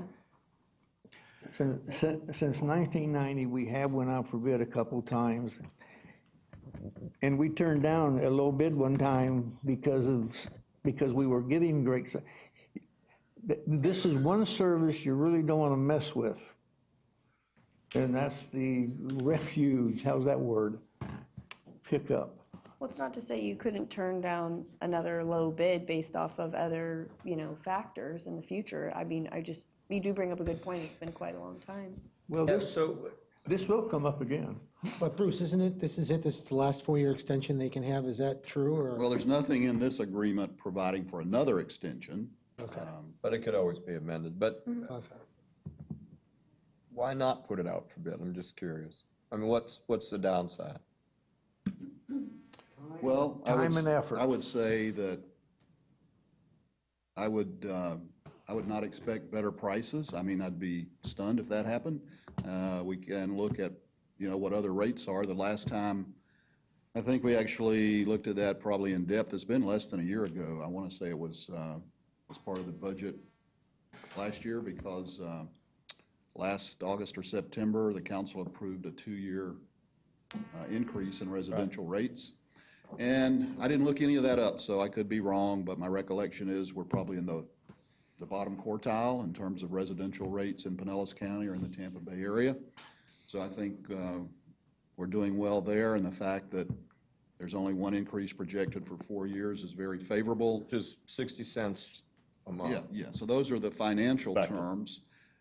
And while there's some work involved, of course, in putting out any bid and advertising and that sort of thing, the other thing that would be a consideration, and I think maybe this is what Councilman Beaverland was also referring to, is it's not all about price, and we realize that, and but if you decide to change, then you have a much more significant undertaking because of That's very confusing. primarily with commercial accounts, and the dumpsters or roll-offs belong to Republic Services. The carts belong to us, so we could probably continue to use those. But changing the service provider is a big issue, and primarily with commercial, which we have a lot of. And then there's other parts of that from a finance standpoint and public works that, they're involved with changing the way we do business. Yeah. And I would say even, you just think about like Bright House with Spectrum taking over Bright House Oh my and all God. the issues that happened. But I will tell you that when I had to have Spectrum come out recently, they were some of the best service providers. Just great quality people, service that I had not previously gotten with Bright House. So I can see the interruption or the additional fees and those things that could happen. But I have had amazing service from them. So it's not always changes and always bad, but yeah, I get your point. It's a big undertaking for sure. And I have to think, and I think you alluded to this, Bruce, is that because of our commercial and industrial customers, that it's probably, and I'm not going to speak for Republic, but probably one of the reasons that it allows us to, virtually have the same price for the next 4 years, which I think that's huge for our residents. And the fact that if we were in the middle, of the other municipalities or up towards the top, it might make a little more sense, but being at the bottom, and then also, I would think that we would probably slide farther towards the bottom, over the next 4 years, because I don't think everybody else is going to have that opportunity. So that's my 2 cents. Well, let me give you the other end of spectrum. I've been paying $130 a year. Well, my last bill was $165. That didn't set well with me. And when Republic puts their garbage cans in the middle of my driveway and I have to get out, don't I complain about it? Mm-hmm. I'll tell you what. Your last garbage bill was $165? Oh, you're part of the annual. No, the Spectrum. Oh, Spectrum. Okay. I didn't know how we got back on that. $5. The prices went Oh, up. don't even go there. We'll be here all night. Well, once I got a hold of them and got through with them, They came out and moved your garbage cans back. Because that made no sense to me.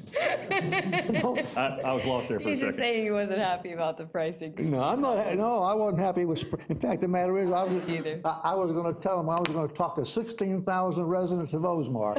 He'll do And it. to see if they got the same level. Anyway, we made a motion in a second. So. Any other discussion or questions of the city manager or staff? I don't think so. No? So we have a motion and a second. All those in favor? Yes. Aye. Aye. Is that 5-0? Yes. Thank you. And thank you for coming and voicing your concerns. Thank you. Item 11, actually 11 and 12 are both related to the watershed management plan. 11 is an amended agreement with the Southwest Florida Water Management District extending the term of the grant agreement, which funds half of the watershed management plan. I also asked this evening our Public Works Director, Nan Bennett, to provide an update on the project. We haven't really given an update to council in a while, so I'd like to do that first, and then I am recommending that you approve the amended agreement with the Southwest Florida Water Management District for the watershed management plan. Okay, so I just want to go through a brief update. I'm Nan Bennett, Public Works Director of the Oldsmar Watershed Management Plan. And some of you may have more history than me, so it's more of a status report for you. The project is cooperatively funded through Southwest Florida Water Management District. It's a $250,000 project that the city and the district each contribute to $125,000. We have contracted with CH2M Hill engineers to conduct the engineering services for this study, and the project has been going on since 2014. In addition, the work also requires some coordination with Hillsborough County because of the way the watersheds meet to make sure that we're consistent with the way we're modeling it. So we have been meeting with SwiftMud representatives and CH2's engineers. Hillsborough County sends a representative, and we've been having some peer review of the work done by CH2. The model was completed, the development of the model was completed in spring 2017, and that is later than was initially projected, but there was a great deal of additional field information that needed to be obtained, a lot of survey that needed to be obtained so that we could have good, reliable information. We're trying to pick up all the topography, all of the physical features of any kind of drainage, whether those are, ditches or natural runoff or pipes, making sure you got the right diameters, the right types of weirs, so that when you model it, it responds like it would in reality. Otherwise, it's just garbage in, garbage out. So it's very important to get it right. And correct me if I'm wrong, I think the 11 days of rain or whatever we had a couple of years ago kind of opened alerted us, I guess, if I will, to some things that maybe we should look closer at. Is that? It helps to have a significant or severe rain event, because that's sort of a calibration event, if you will, to see is the system, the model responding like what you see in reality. So that sort of, from what I hear, I wasn't here, but from what I hear, that was sort of well, maybe we better check a few things. So we have done a lot of field reconnaissance and checking and surveying and making sure that the data is good. All of that led to needing this extension from SwiftMud, and it is a no-cost extension, and subsequently to extend the contract with CH2M Hill, there was a clause in their agreement that we could extend it. So now they're in the process of analyzing the existing conditions.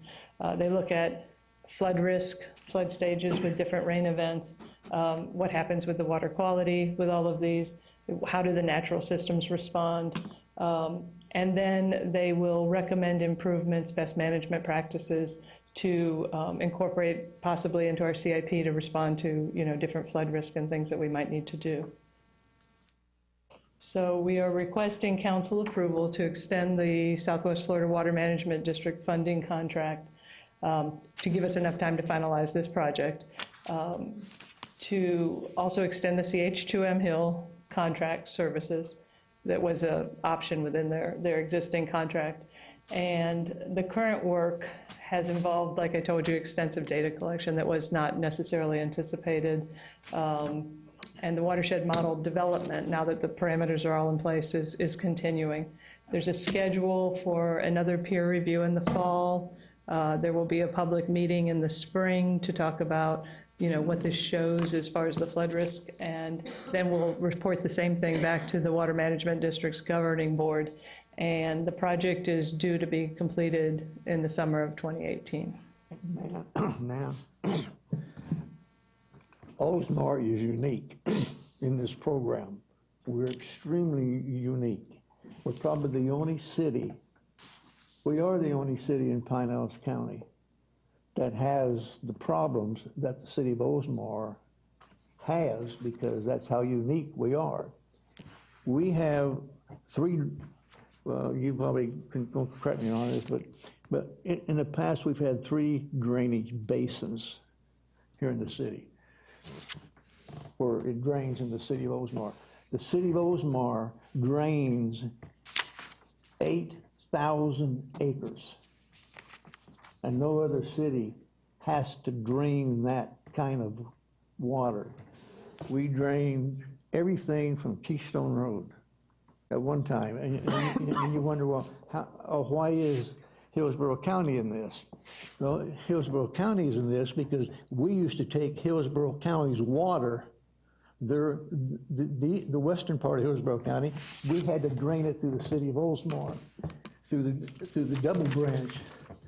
Now, Hillsborough County, I guess Swift Mud has helped with this, that they have helped stop a lot of their water from coming into the city of Oldsmar. And there's been so much development in Pinellas County, east of Lake, can I say Lake Butler?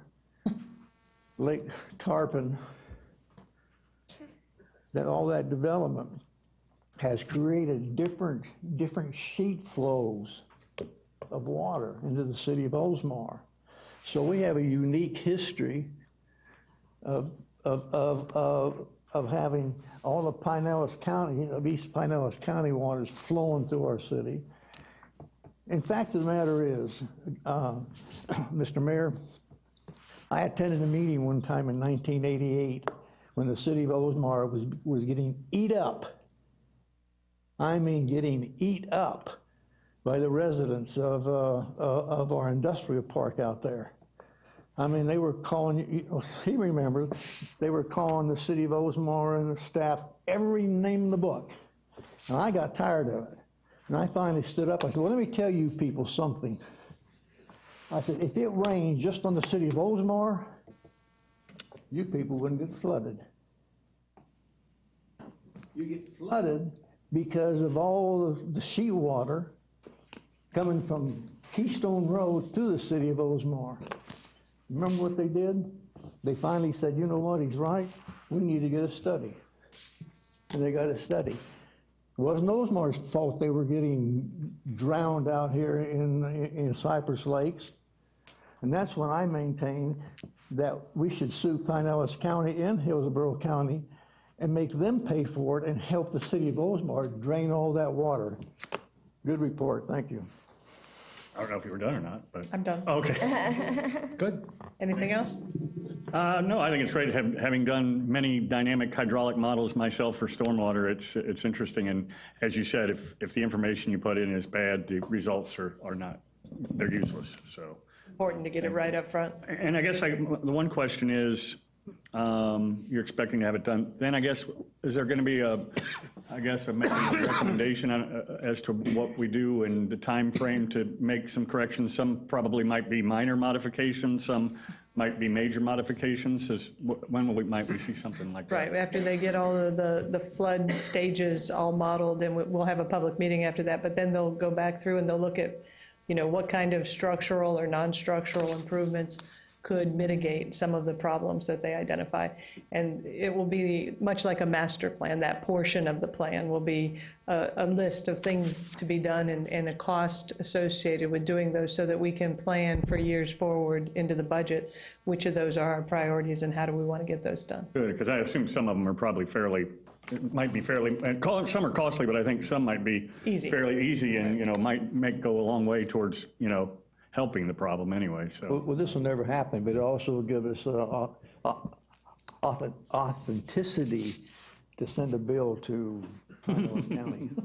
Is it anticipated after this extension that we'd have all the results back? In terms of recommendations and that kind of stuff? Yes.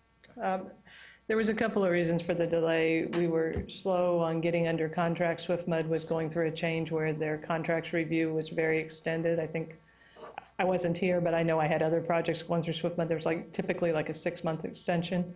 So we were slow getting out of the gate from the time that we started the agreement. And then in addition to that, we had a large number of questions that had to be field resolved, and it's just not that quick to go out there physically and field resolve and make sure that the model is as reliable as it needs to be. Thank you. Good. Any other questions?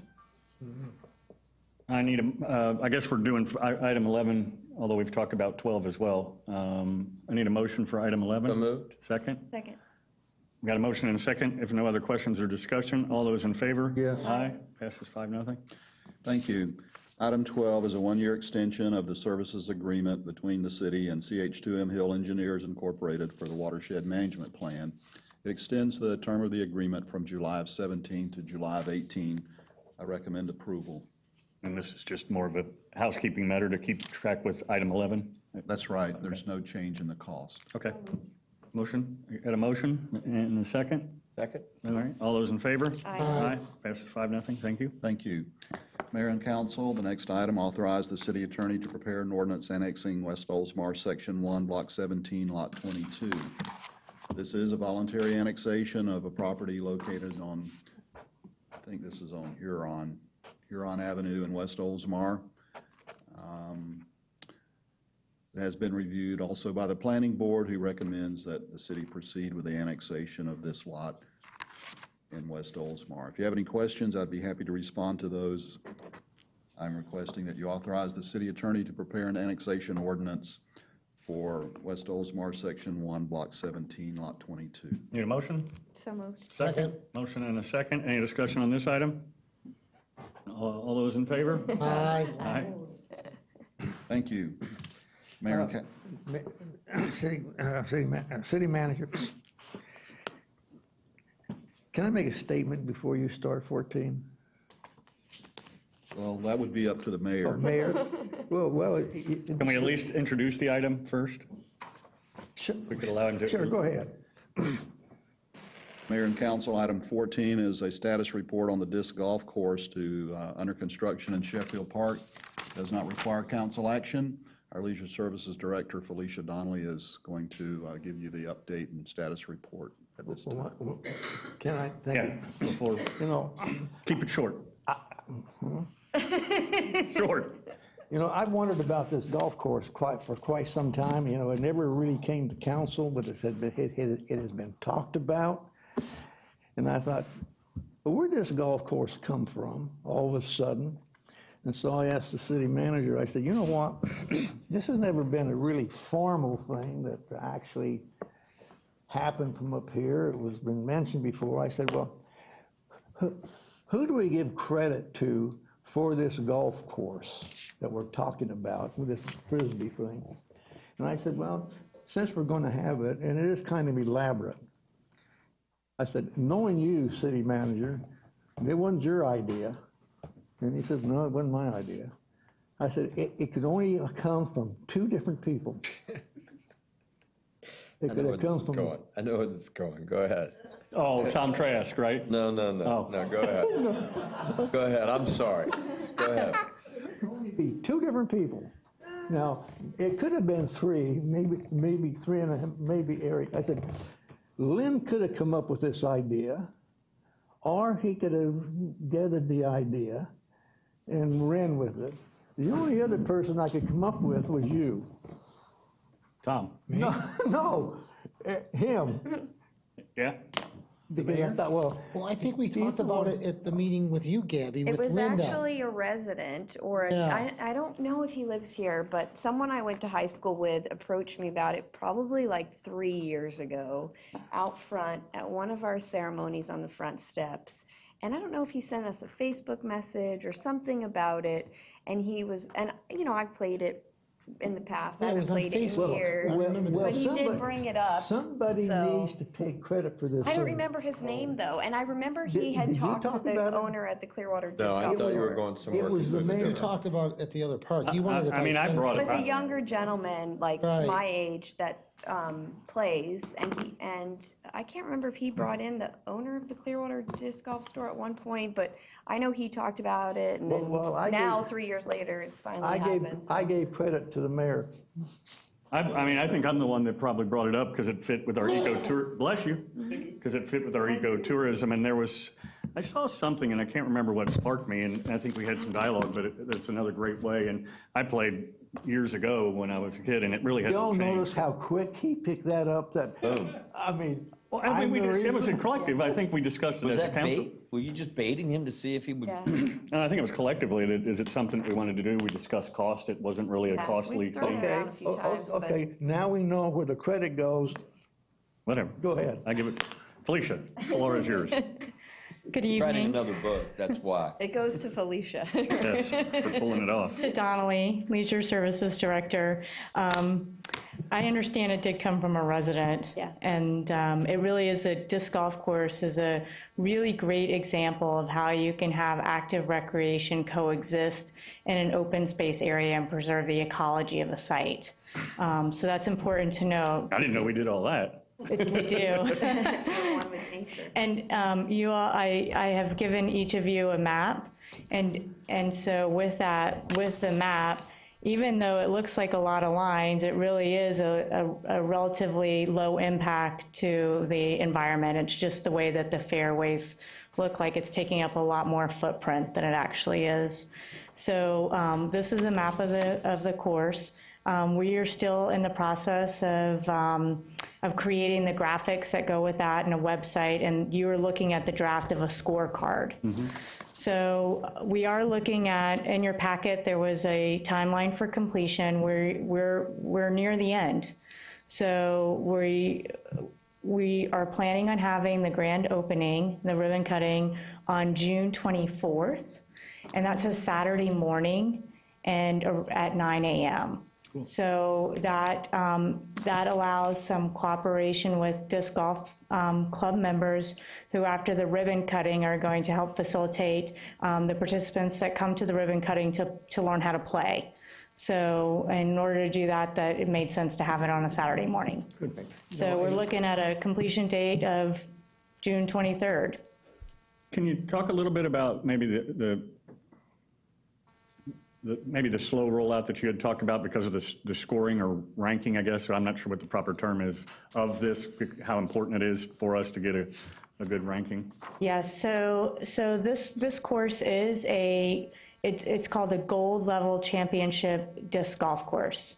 It is very unique in Tampa Bay and Florida in general. And we're actually gonna have 3 sets of tees. So just like what the disc golf community refers to as ball golf, just like the ball golf courses have separate tees, this one will have 3 sets, one for a expert level or champion play, one for intermediate use, and one for recreational use. That's awesome.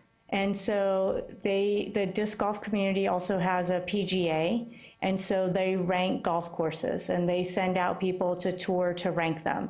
And it's extremely important to have the grand opening coincide with the actual completion. Some courses will go ahead, and they'll open before they're finished, and then the rankings won't be as high as we want them. You really have to be out the gate with a high ranking on that particular website.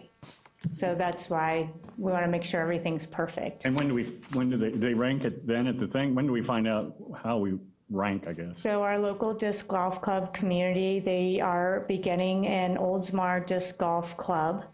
And so they are helping us bring in the people on the national level that rank the courses. It's almost like a Yelp ranking where people go in, but people get more, there's certain people who have a higher respect level for their rankings because they're expert disc golf players.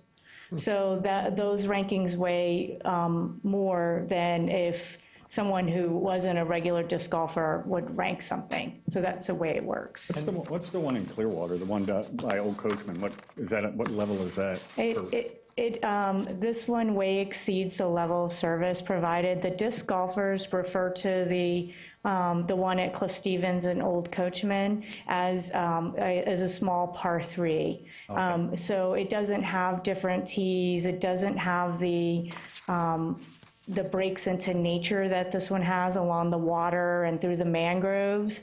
You know, it's kind of, it's fairly short. I've played it. It's short, yeah. And it's small, and it's like kind of crunched in.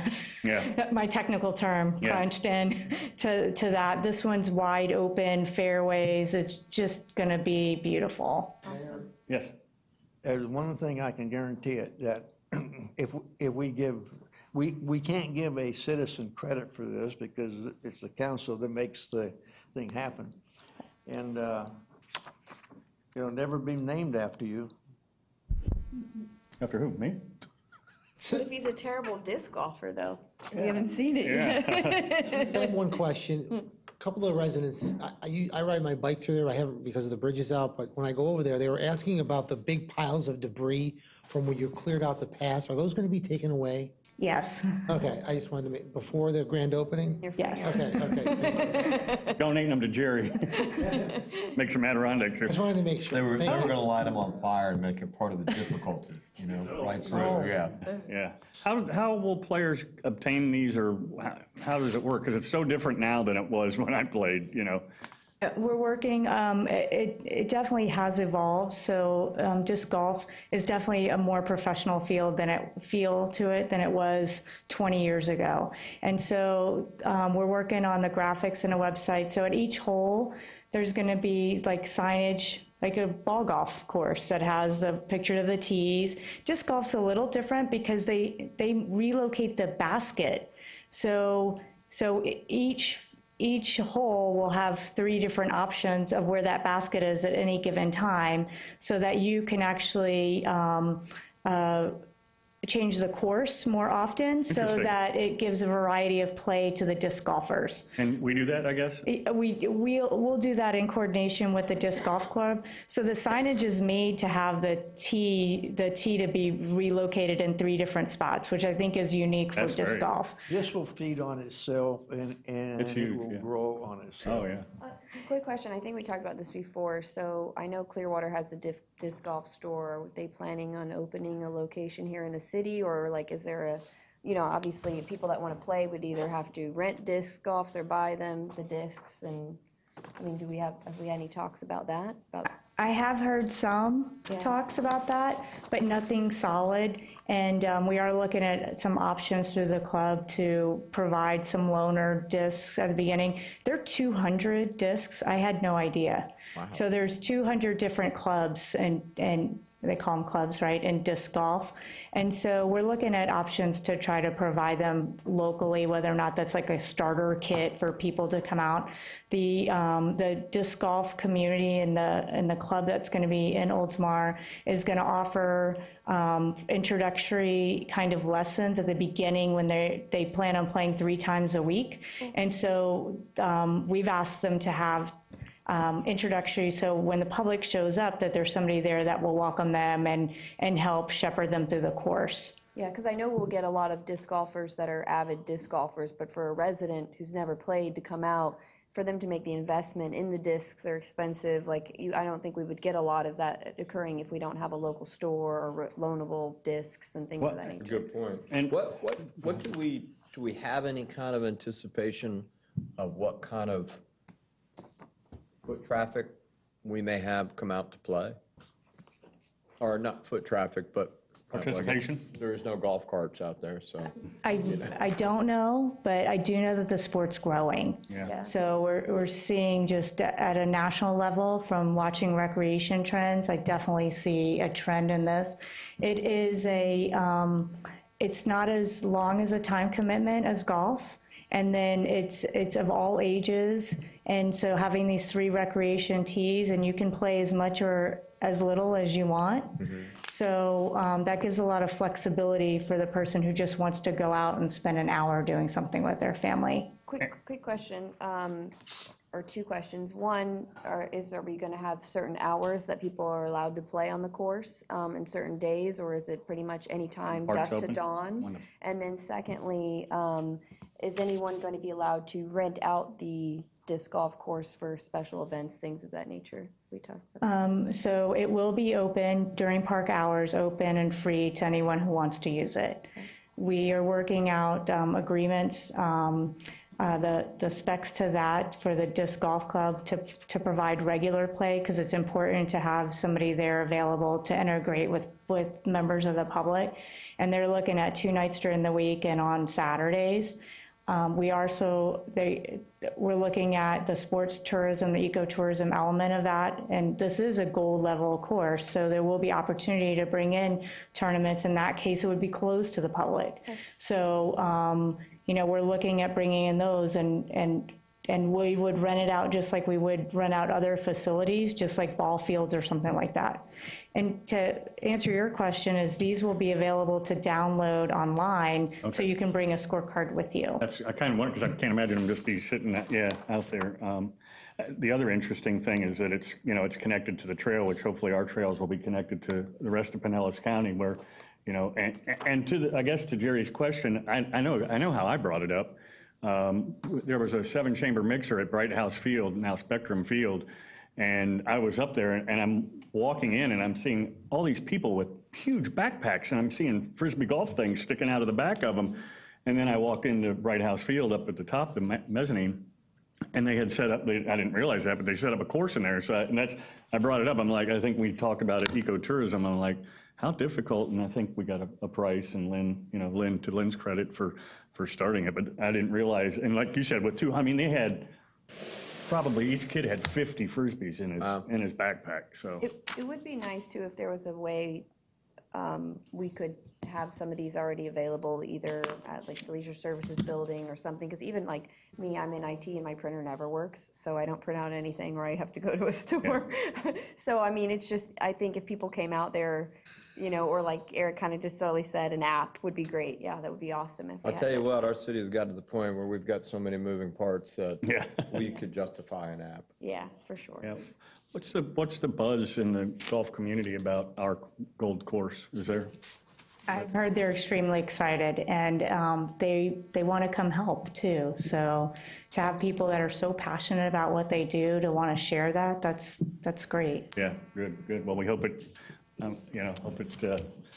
lives up to their expectations, which I'm sure it will. So I was out there I guess it's been about 2 months ago, but they were working on, I think, hole 17, cutting all that down. But it was neat. I grabbed one of the golf carts and drove around the thing and checked it all out. They hadn't put all the baskets in yet, but it was neat. It's going to be great for us. So yeah, it's going to be a terrific addition. You think about all the different things that you can do in Oldsmar. The list keeps growing. You can do it outdoors. You can go zip lining. You can go play Frisbee golf. It just continues to build out. And I can't wait to bring it up to I'm on the Tourist Development Council, and this is just yet another thing that could potentially bring in people from around the country to play golf. So hopefully it'll come out of the gate huge.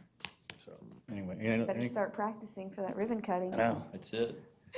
I can see Jerry playing right along the canal. right in the drink. Have you ever thrown a Frisbee? Thank you for your confidence. Can I throw a Frisbee? The next meeting is going to bring one throw right here. Well, thank you. Any other questions? No, great job. Thank you. I'm excited about it. Looking forward to it. But Felicia, just to clarify, you mentioned this, that you've had discussions with the club about entering into a user agreement with them, right, to provide ongoing activity here once it's open. Awesome. Her next program, which we talked about, and you're going to see, I can't say the words I want to say. You're going to be the tour guide, and that's when we open up our incredible double lakes. Oh. Okay. He promised me he's going to take you out there and show you those lakes. Oh, you haven't been out there? You haven't been out there yet? They are beautiful. They are beautiful. You'd think you've been scooped up out of the city and taken somewhere. We were all going to go swimming out there, weren't we? Springs. Oh. They're springs, pretty much. You forget that. Anything else? Well, just Before we on get this into it. item, I have a prediction. Okay. I believe that after it's open, once again, our neighboring cities are going to be saying, why can't we have a disc golf park like Oldsmar? We should have a city like disc golf off. Well, remember we talked about with the BMX, we'd invite some of the other council members? Oh, yeah. We could invite them, and that would be fun. A little like team city game. Yep, I'm fine with that. Just glad it's in Sheffield Park. That's it, Mayor, I'm done. Thank you. Before we, is anything from the city clerk? Oh, nothing tonight. Okay, thank you. Comments by council member, and we will end with Mr. Beaverland tonight. Council member Seidel. Thank you, Mr. Mayor. Just a couple of things. One is, I'm sure you all saw, if you didn't see it, the email that went out today regarding the estimate that the county put out. I guess it was the county who put it out, the potential hit to the city in the event that the additional exemption, homestead exemption, was to take place. I have to give Alice's team credit, because when I asked that question at the last meeting, I'm looking at him, and he kind of comes up and whispers, we just threw some numbers together. It was about 187,000. So what comes out on the report from the county? 187,000. So, spot on, spot on. I did want to talk about something else. I wanted to talk about how we're moving forward on the process in selecting a new city manager. I think it's important that when our consultant makes a suggestion, that it's something that we as a council sign off on. I want to, at least personally, I'd like to see that we keep control of that. Yeah. Specifically? The suggestion of having a meeting prior to our meeting, prior to our next workshop, with all the directors to get input on characteristics and things along those lines that they'd like to see in a city manager, I don't think it's appropriate. And I don't think it's appropriate for a few reasons. One is it has the risk of unintended consequences. I think a much better approach to that would have been that perhaps our consultant spend some one-on-one time and get some feel for the city and some feedback from our directors more in that environment. When you bring together a group, and I had a conversation with Bruce about it today, and he had mentioned to me that he's seen this in the past. I can tell you, in the private sector, I've never seen it, where the direct reports are brought together to take part It's like even being a boss. in the process, not so much on the decision-making, but on the process of hiring their next boss. It's an unusual situation, and it's problematic when you do something like that, I think, of the unintended consequences of, let's just say, God forbid there's somebody in that discussion angling and suggesting characteristics or traits that might hurt a candidate. I don't think that's it's internal. proper to even do that. I agree with you, and I wouldn't even attend that meeting. Yeah, and so I'm in favor of us redirecting that process and suggest that the consultant meet with our directors individually, maybe not make it a group process. I just think that it has the potential for some. But not prior to our meeting. Yeah, that's a preferred discussion. I mean, maybe we meet early and then he goes and does that in the afternoon and gets some feedback, but it would be nice to get that feedback. Yeah, it would be nice to have the feedback before we meet, but I agree with you. I think it should be one-on-one. Yeah, and I could probably go either way, but I guess the downside is if they meet with them before and they're on this page, so the staff, and then we're on this page. Yeah, the problem really is, first off, we're accountable for this decision. Right. Right? I mean, here's how I feel about it. Bruce is leaving, and he is stacking the deck with some good players on the team. Mm-hmm. He is executing his job. This is our job, and we're accountable for it. If we do a bad job at it, we should be held accountable for it. I think some staff members probably won't be quite as open in that meeting. I would agree with that. So I'm not sure of. They won't be open in that meeting. And listen, I've had some informal conversations with some people on our staff. I value their judgment and input. But that, to me, that process, and let's just say somebody was very talkative and were perceived incorrectly, that they were trying to make suggestions that somehow don't favor someone who might be a candidate. And it'd be a mistake, that's not what their intent was. It's bad, and I don't think there should be a meeting. I think that there's nothing wrong with getting some additional thoughts. And I think Bruce brought some flavor to the discussion when I had with him earlier today, that perhaps, what they're looking for is maybe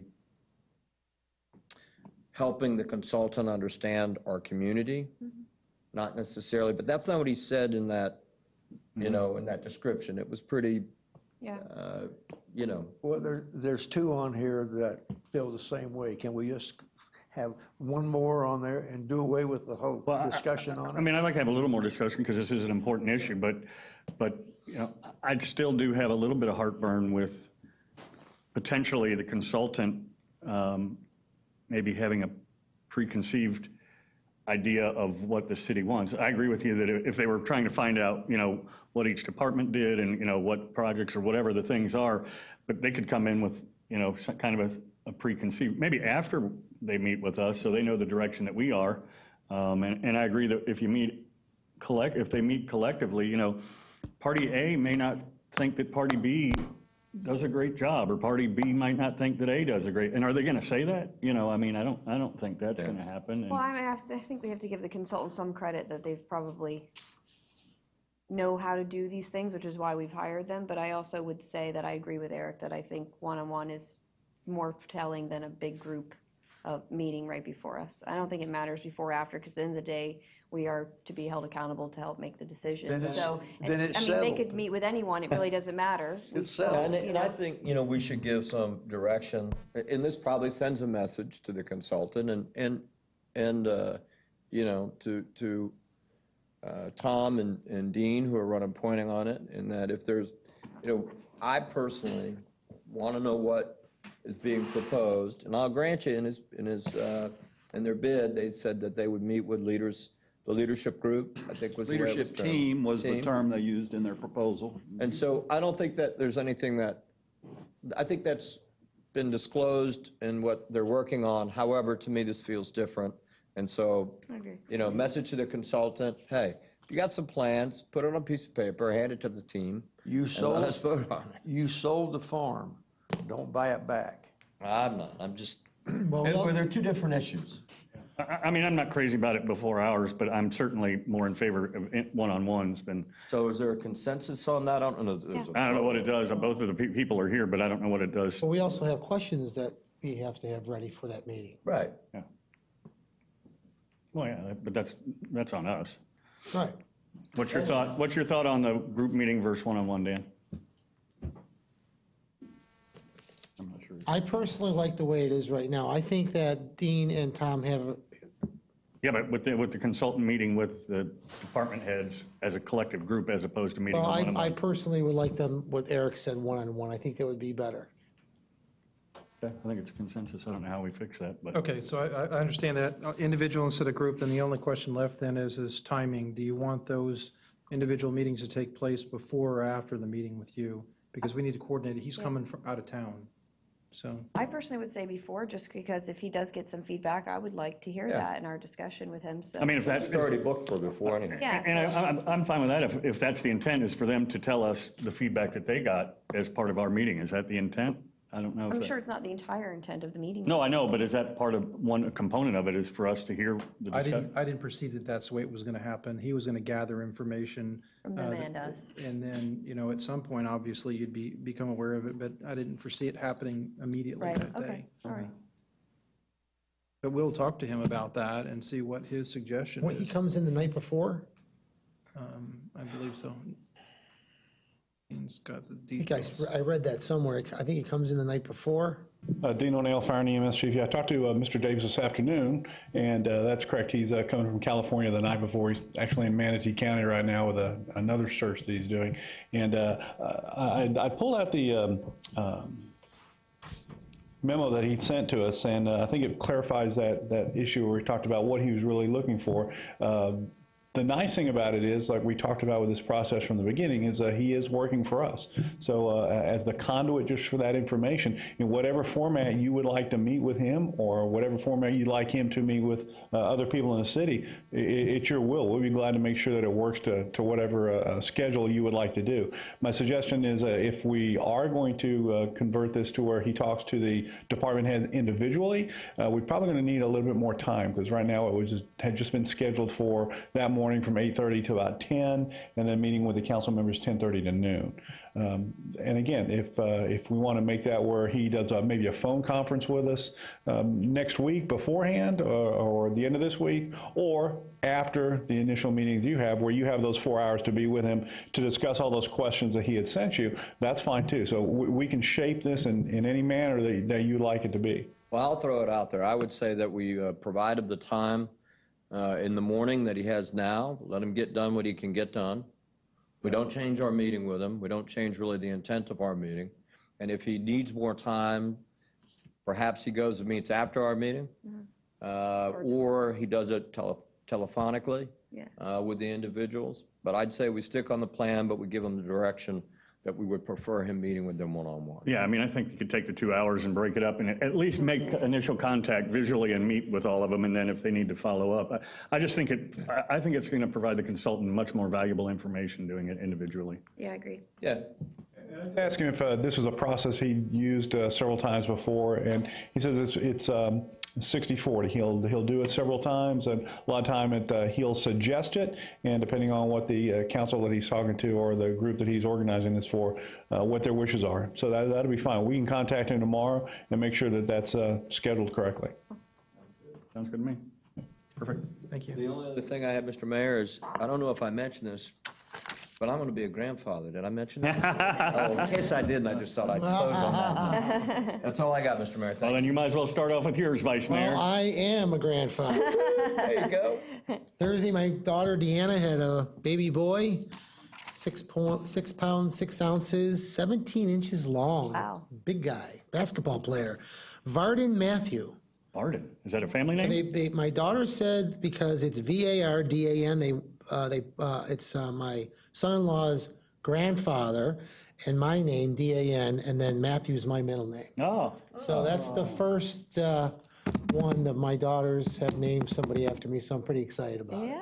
Very neat. Yeah, so he's doing good. He sleeps, eats, and poops. That's about it. His grandpa. I'm glad you said that. You walked right into that. You're learning. And he has a really cute cry. You know, he doesn't really cry a lot. I'm pretty shocked. I've been there. I just got back today, but he doesn't really cry a lot, which is nice. I think that my daughter. He's only a week old. Give him a second. Yeah, but she's happy. He doesn't cry, and when he cries, he just wants to eat. So it's pretty neat, and you're gonna love it. Don't worry. Can't wait.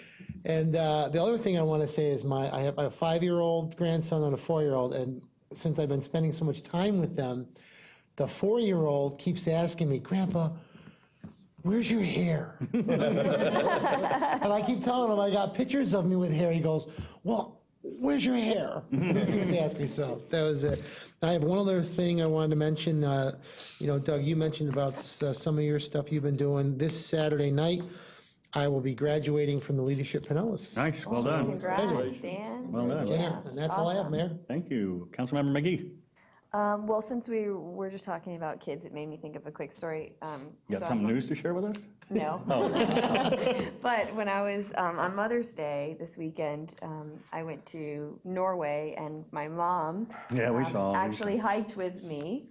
A very intense hike, and my friend and her mother did as well, but they did it. I was really proud of them. And she showed us on her Fitbit thing after that we did 52 floors, 18,000 something steps, 8 miles. But the funny thing was, so I get up to the top of this mountain, and I'm like, I'm gonna see if my FaceTime will work. And I try FaceTime my dad, it doesn't work. I FaceTime my best friend Jane, and she has a 3-year-old daughter named Willa, and so I FaceTime them on Mother's Day, say Happy Mother's Day, and Willa's laying there in the bed with her, and she's like, look, there's Gabby, she's on a mountain in Norway, and Willa goes, it looks cold there. She goes, I'm gonna go put my coat and boots on. And Jane's like, honey, she's in another country, you can't go outside with her right now. It was really, really cute. I'd be remiss if I didn't say happy birthday to Kathy. I know I told you on your birthday, but happy birthday, and to Chris Tate coming up. And then lastly, just one of the neat things, I always like to travel because you get an idea of public transit and things in other countries. And I did have to say, we were in the Netherlands, and obviously a city of bikes, so many bikes that when you actually come out of their main train station, there is a parking garage of, like, it was about 3 floors for bikes. They actually had a cement parking garage just for bicycles, and the entire thing was full. It was pretty outstanding, amazing to see that. Now, as a tourist, I thought it was really cool.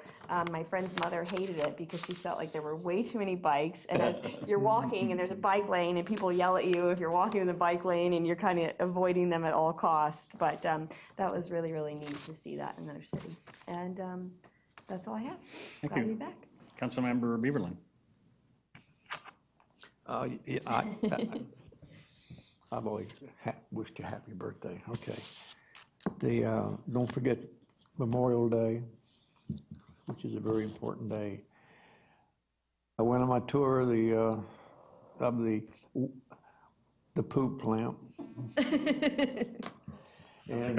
And Nan said that she is going to take, that each council member can give her a date, and she will be more than happy to give you the tour.